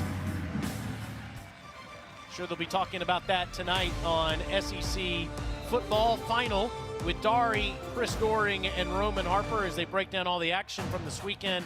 It's right here on SEC Network and the ESPN app. Seals throws underneath to his tight end, Ben Bresnahan. We have not called his name all night. To'o all over him. To'o after last year, he knew that he was going to be a difference maker for Tennessee defensively. And man, has he proven to have a fantastic campaign again this season. Rocco Griffin gets a handful at the end of the third quarter as Vanderbilt tries to score some points here as they start the fourth on a beautiful night for football in Nashville, Tennessee. Vols trying to end a 6-game losing streak.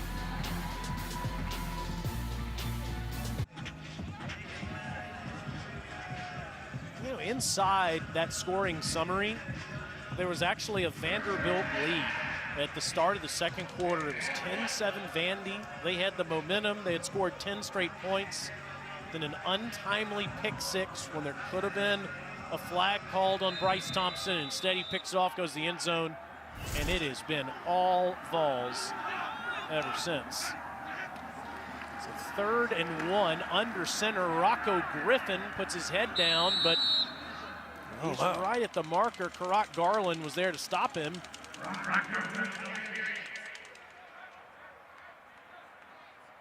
Still no signal. Looks like 4th. Looks like short.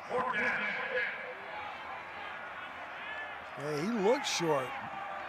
As he slammed it up into the line of scrimmage, it wasn't like there was a ton of momentum shortly thereafter. Garland did a good job getting him down quickly. We need half a yard on 4th and 1.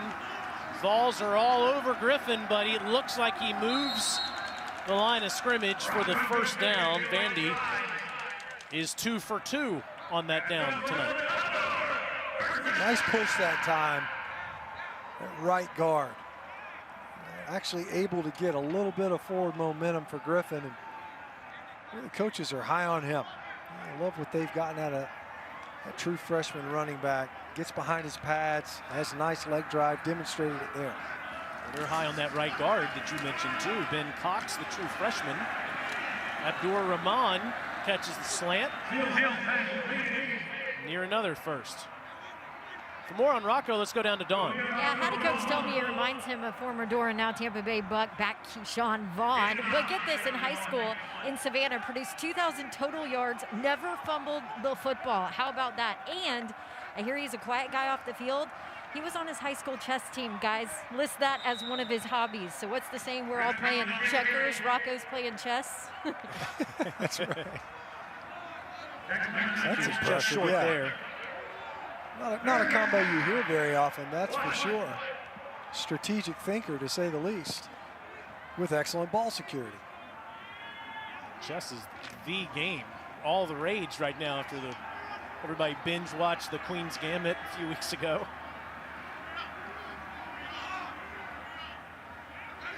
See if they give it to Rocco again. And he never had a chance there. Coming around the edge to make the tackle is Crouch from the other side of the field, too. Yeah, you said it. That play was dead in the water. Crouch came shooting from the backside, able to get on the legs of Griffin early, really just jumped on his back, had no chance. Hadn't even made it to the line of scrimmage before he had contact. Pistol set for Seals on 4th down. He looks over at Coach Fitch, and now they're going to talk about it.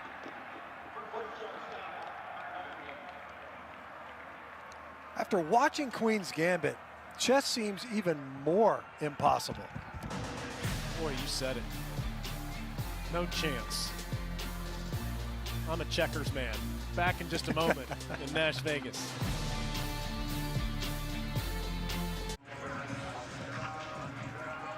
All right, Matt Stinchcomb, call me up a play here on 4th and 2 for Ken Seals to move the chains.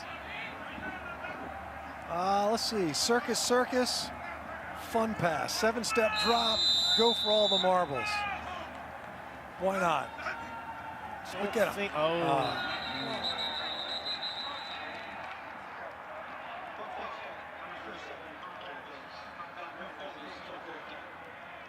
I think that whatever the circus screen might have been right. Was, I think that Cam Johnson might have been the intended target. Well, you know my theory on it. Get a receiver jumping early, it's because they're awful eager to get out there in the route. Doesn't change anything. Todd Fitch and the doors out there on offense. Seals gets rid of it quickly, but incomplete to Pierce. No flag comes in. Key Lawrence there in coverage. Another freshman, this one from Innsworth High School in Nashville.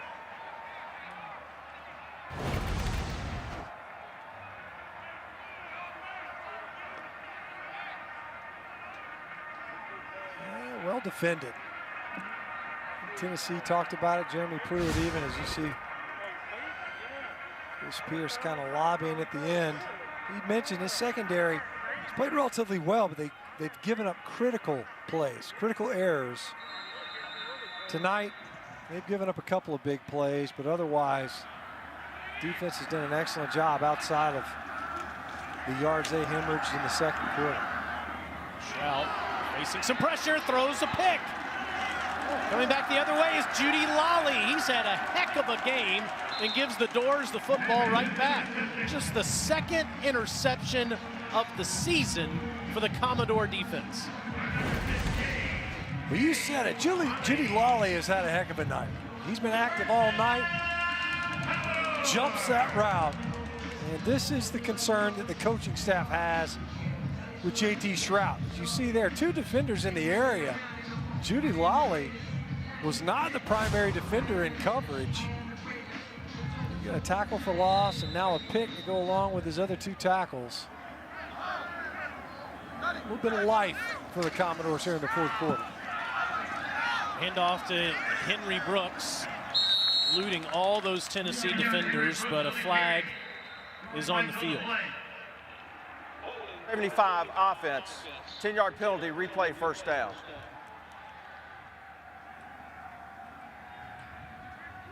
Ben Cox.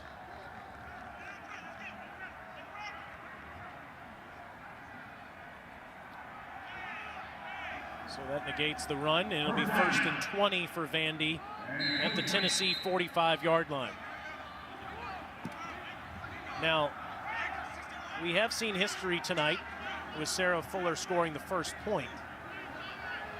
There have been several other women to kick extra points at the group of 5 level as Seals throws it to the sideline.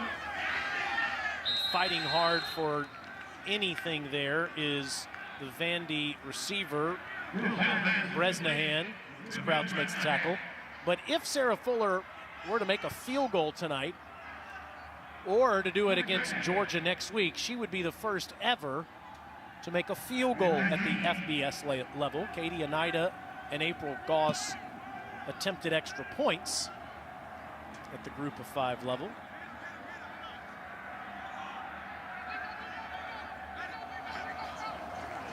Second and 19.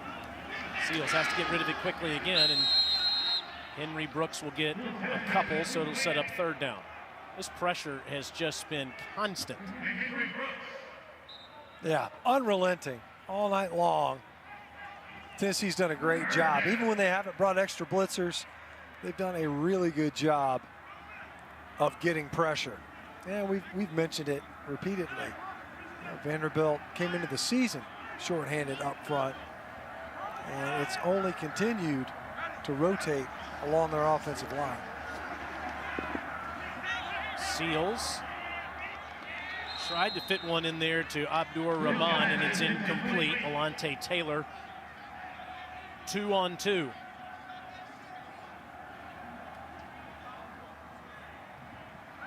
And on 4th and 19, Ken Seals will head back to the sideline. It's been a miserable season for the Commodores. Just decimated by COVID issues, injuries, and most recently opt-outs. They've had more than 10 this year.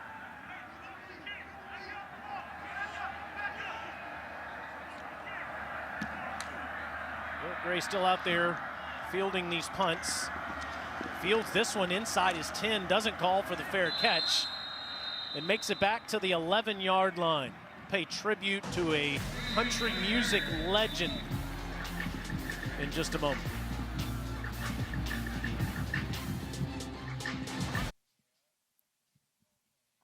It's the Country Music Hall of Fame. And down on Music Row, they're sad tonight as one of the greatest of all time passed away earlier today. At the age of 86, Charlie Pride had more than 24 #1 hits. He was the Country Music Association Entertainer of the Year in 1971. He was as big a star in this town as anyone in the 1970s. Just recently, a few weeks ago, was honored by the CMA with the Lifetime Achievement Award. Country Music Hall of Famer, passing away at the age of 86. Just up the street, Vanderbilt Stadium, the Volunteers putting the finishing touches on this victory, in trying to end a 6-game losing streak.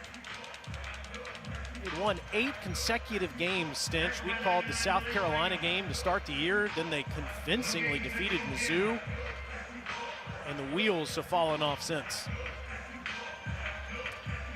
Yeah, you could see it. You know, even in the opener, it was a good win at the time anyway, not much of a convincing win. Narrow victory to say the least. And then they really ran the football very well the next week versus Missouri, and it just didn't develop into anything beyond that, especially offensively from an identity standpoint.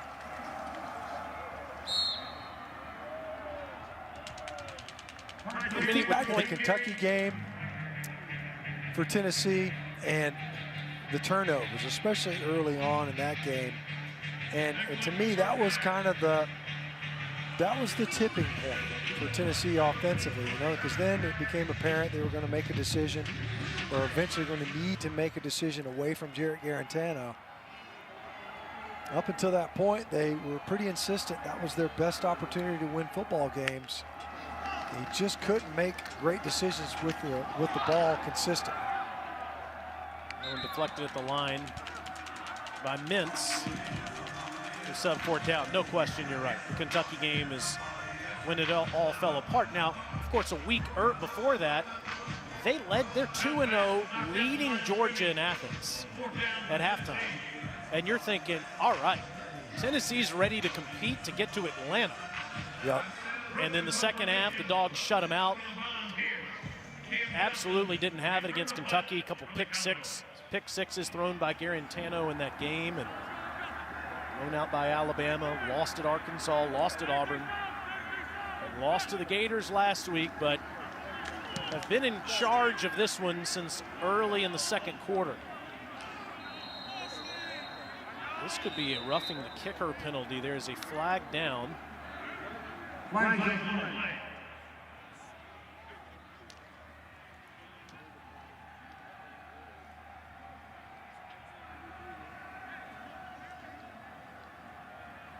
So that'll be running into the kicker, number 24 defense. Penalties decline, first down. So Vandy avoids the personal foul, and they'll get the football back with 8:43 to go here in Nashville on a beautiful December night.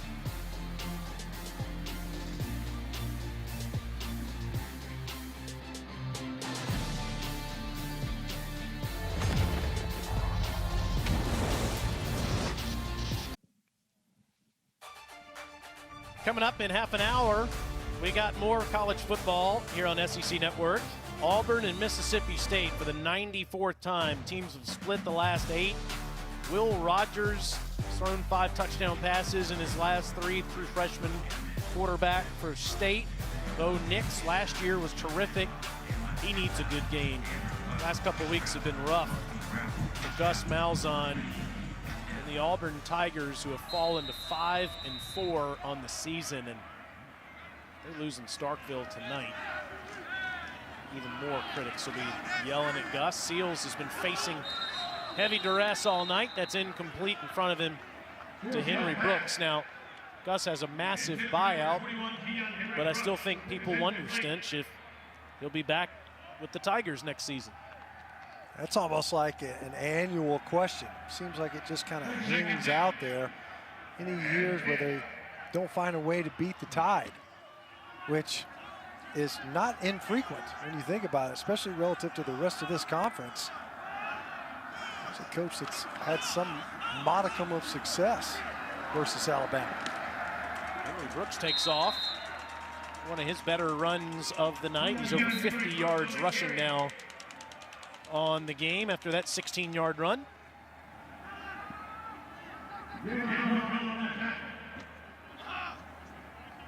Commodores have only run for 50 yards total in the game. A little trickeration. Seals down the field, incomplete.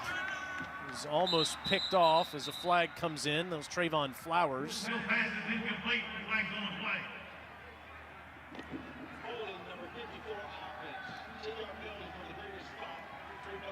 It's Tyler Steen called for holding there.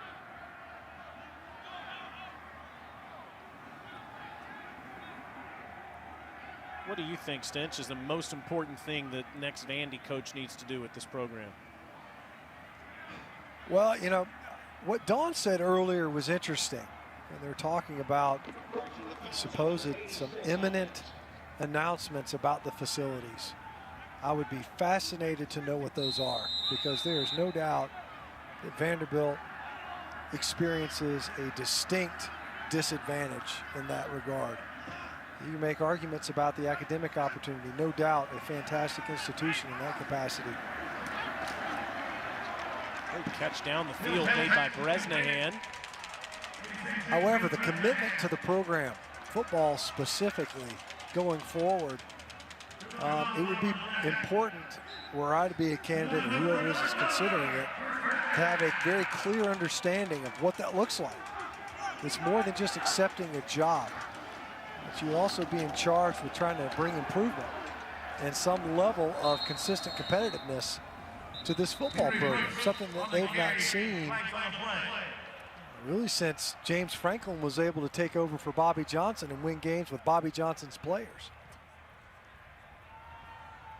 We might have a roughing the passer call here.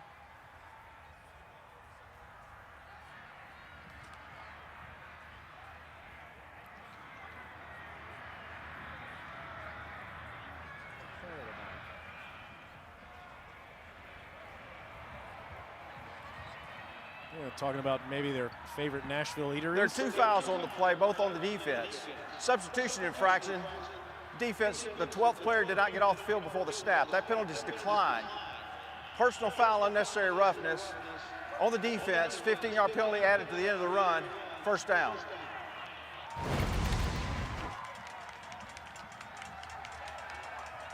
Ken Seals is taking some shots all night, and that's long after the handoff.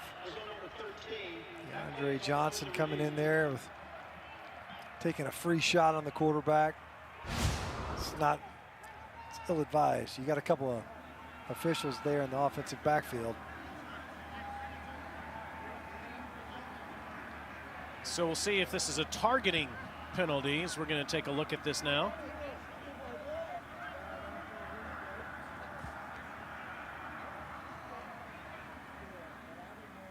We were talking about the coaching situation. Let's bring Dawn back in on this. I don't think there's any question that Stench is correct on that facilities need a significant upgrade, and that's encouraging to hear that's part of the plan.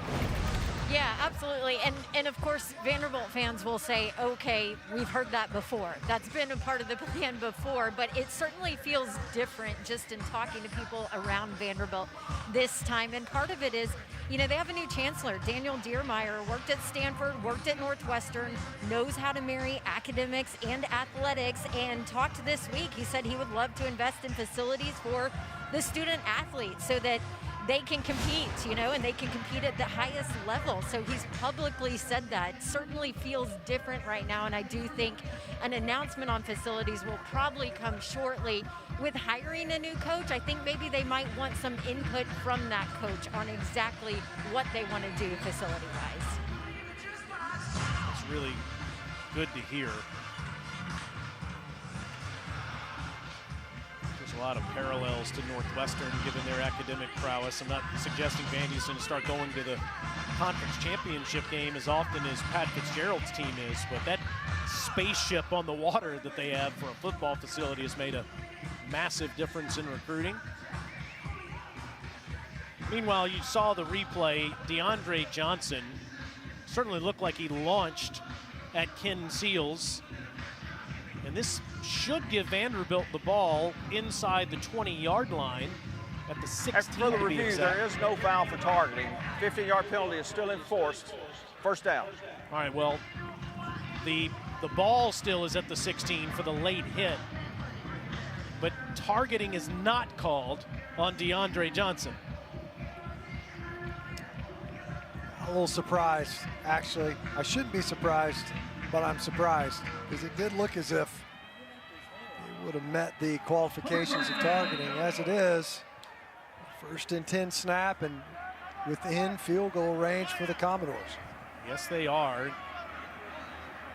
Very close to Sarah Fuller's range, too.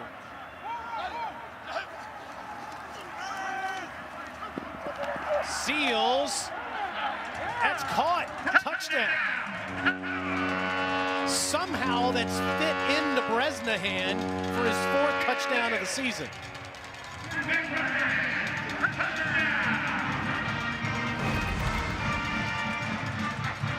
Doors in there still slinging it.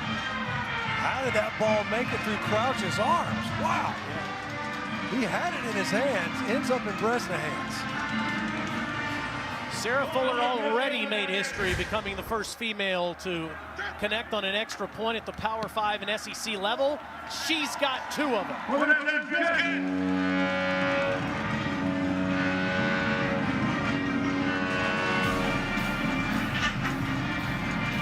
In a season filled with adversity, this is what Vanderbilt fans can smile about. 7:22 to go.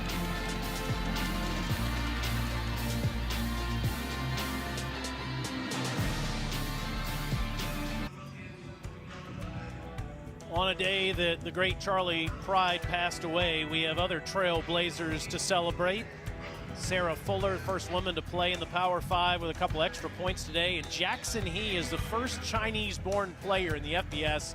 Took Arizona Wildcats with him into the end zone last night as the Sun Devils beat Arizona 70-7. Jackson has his Chinese last name on his jersey in the Chinese letters, which is pretty cool. Tennessee gets it back with 7:20 to go in the game. Good work by Sarah Fuller tonight. We'll see if she gets another opportunity, maybe an opportunity to become the first female to make a field goal in a college football game. I do want to recognize Toby Wilson. He's made 5 extra points tonight for Tennessee in his collegiate debut. And Stinch, I know how big of a rivalry this is between Brentwood Academy and Brentwood High School. Toby went to Brentwood Academy, not Brentwood High School. Across the middle, nice pass on Bailey, and look at this. Valus Jones bounces off of Vandy defenders. House call.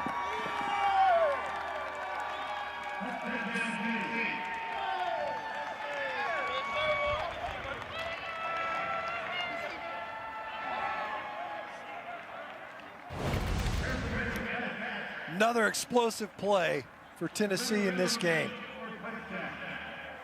And he just kind of weathers the storm. Here comes a couple of shots. Nobody wraps up.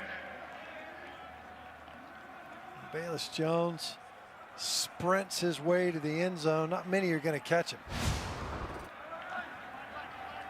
It's the longest play of the season. And here's Mr. Wilson.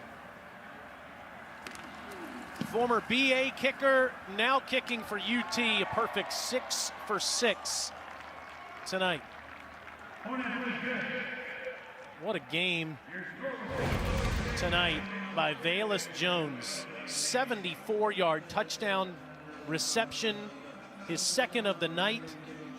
The senior from Saraland, Alabama, having one of his best performances in all of college football. He starred at USC. He still is one of the best active kick returners in the game. Had a couple of touchdowns out there for the Trojans. Telling Jared Garantano all about it. And we're at Saraland, Alabama is close to what major Alabama city? As we mentioned earlier, Snitch, it's just about 10 miles north of one of the greatest cities in America, Mobile, Alabama.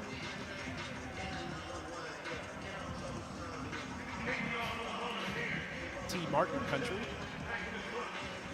It's Taylor Zarger country, I believe. Yes, it is, and congratulations to Valus's teammate, Josh Palmer. He's headed to the Senior Bowl down there in Mobile next month.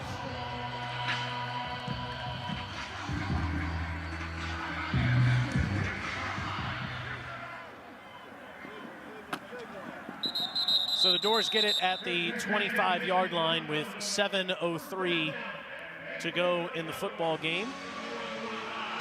A couple other games to talk about tonight. We mentioned Auburn playing Mississippi State. We talked about this 2 weeks ago as we had LSU when they played the Arkansas Razorbacks. LSU, who is 3-5 on the season, is playing at the Florida Gators. That game just starting up. It's a team that blew everybody away last year in their 15 victories. Just crazy to see the turnover and the adversity they're facing as they're a massive underdog. against the Gators tonight. Yeah, that's a program on the brink. I mean, you look at LSU and you talk about 180 degrees. I don't know that it's unprecedented. There have been times where teams have won national title games and then regressed the next year. But this is an outright collapse. And the pressure's on LSU in that game, there's no doubt. This is a polished game for Florida, or should be, where they need to work on and embellish elements of their game in preparation for the title game. But for LSU, they're going to have to demonstrate that this is a program that's on sound footing. Otherwise, with the level of turnover and adversity that they have experienced this season, you'd have to wonder, going forward, how stable is that program? You got guys opting out, guys wanting to enter the transfer portal. Does not bode well as far as a forward trajectory is concerned for the quote-unquote defending national champions. Crimson Tide humiliated LSU last weekend, and you can bet the Gators are going to score as many points as they can tonight. No unnecessary roughness called as Jaden Harrison makes the catch. It's 4th and 5. Bryce Thompson throwing him down to the ground. Yeah, Gators need style points.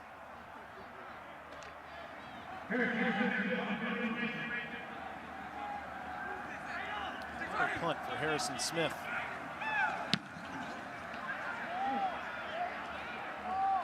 Man, this is a cannon. Wow. Fielded just around the 10-yard line. 57-yard punt. Let's take a look at the All-State Protection Spotlight. Well, we talked about Harrison Bailey. Boy, did he start out rocking and rolling. JT Shrout got in on the action. Bayless Jones, who we just saw in the end zone. There's Jalen Hyatt out of the slot, finds his way. Pay dirt as well. Of course, Harrison Bailey back in there now. It's been kind of a revolving door of choice at quarterback tonight for Tennessee. They haven't needed Eric Gray as much as they did last year when he ran for 246 yards.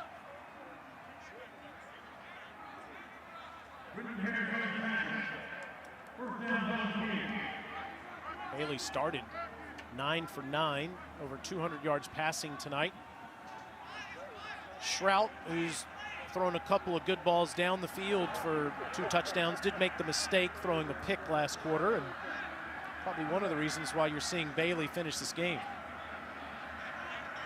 Yeah, it's interesting. Yeah, that seems to be kind of the catalyst. We saw Bailey earlier in the first half with the fumble in the pocket, stripped from behind, and next thing you know, it was JT Shrout's game for a bit.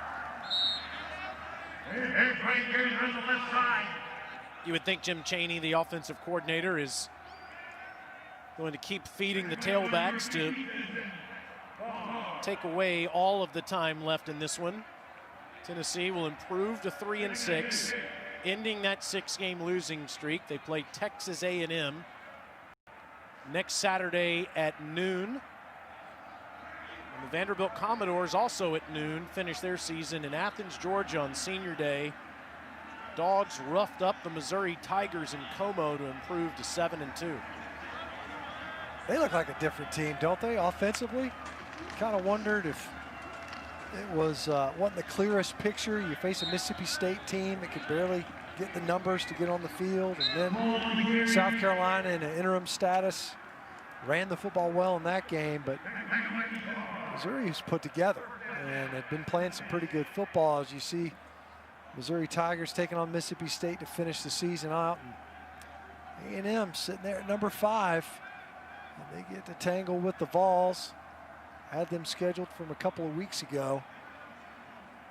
Some compelling games, really. Ole Miss and LSU, considering the bookends of the season. LSU opening up versus Mississippi State and finishing versus the Rebels. Small again with wide open space in front of him, and Jabari's into Vanderbilt territory. Back to what you said about Georgia, the big difference, Stinch, is they have a quarterback. JT Daniels has looked so good in control of that offense. And you know, I just never could understand the criticism that Stetson Bennett was facing earlier in the season. He's a walk-on. And that's what you're going to get when you put a walk-on on the field. Did his best, but JT Daniels' talent can't be denied. And if he's back next season in Athens, Georgia's back in national championship conversations. And they didn't hurt that they got healthy at wide receiver as JT Daniels got inserted into the lineup.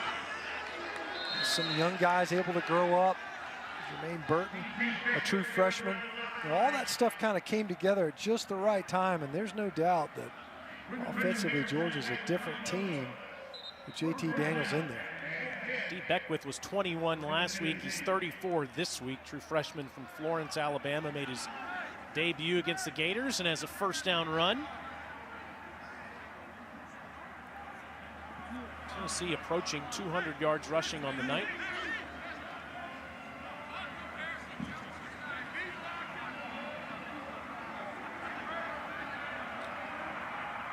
Vols will improve to 77-32 against Vandy. A series that Vandy's had the upper hand in the last handful of years. They won 3 in a row before Tennessee got them last year. Holding, number 76, offense. 10-yard penalty, replay first down. I think it's important, Stinch, that next week Jeremy Pruitt and his Volunteers are competitive against the Aggies. While it's nice to get that losing streak over with, imagine how restless Volunteer fans are going to be if this season finishes at 3-7. That's what they're staring down. It's going to be obviously an incredibly tall task. Given the way A&M has played, you know, even their last time out, if you watch that game up front especially, the Aggies are capable of dominance. One of the better offensive lines in the country when they're playing well. Big run for Beckwith, and he's inside the 30.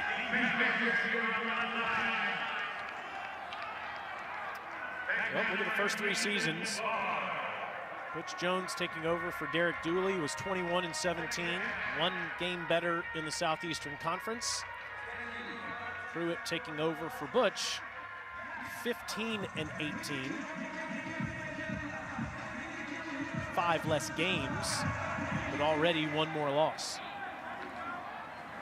And you think about last year and the way things started, pretty rocky to say the least, finished out strong. Started out okay this season, the 2 victories obviously, and then the balance of it, it's been tough sledding. There's no other way to describe it. Head coaching staff changes, defensive line coach dismissed, Jeremy Pruitt taking over those duties, quarterbacks that have continued to have to reestablish itself from a personnel standpoint. And offensively, even Jeremy Pruitt allowed, just never established an identity on that side of the football. And it's proven to be a challenge, there's no doubt, especially when you look at the numbers from a comparative standpoint. Solid quarterback play tonight for the Vols, especially from Harrison Bailey. Good performance on the ground with over 200 yards rushing. Velus Jones had a couple of touchdown catches. Bryce Thompson with a pick 6. Tennessee defense was in Ken Seal's face all night long. Meanwhile, congratulations to Sarah Fuller, making more history tonight with her 2 extra points. It's a 42-17 victory for the Volunteers, improving to 3-6. Vanderbilt falls to 0-9. For Matt Stinchcomb and Dawn Davenport, Tom Schofield, our entire crew in Nashville, I'm Taylor Zarzer. Auburn and Mississippi State is coming up at the bottom of the hour. But for now, we'll send you back to Dari Noka in our SEC Network studios.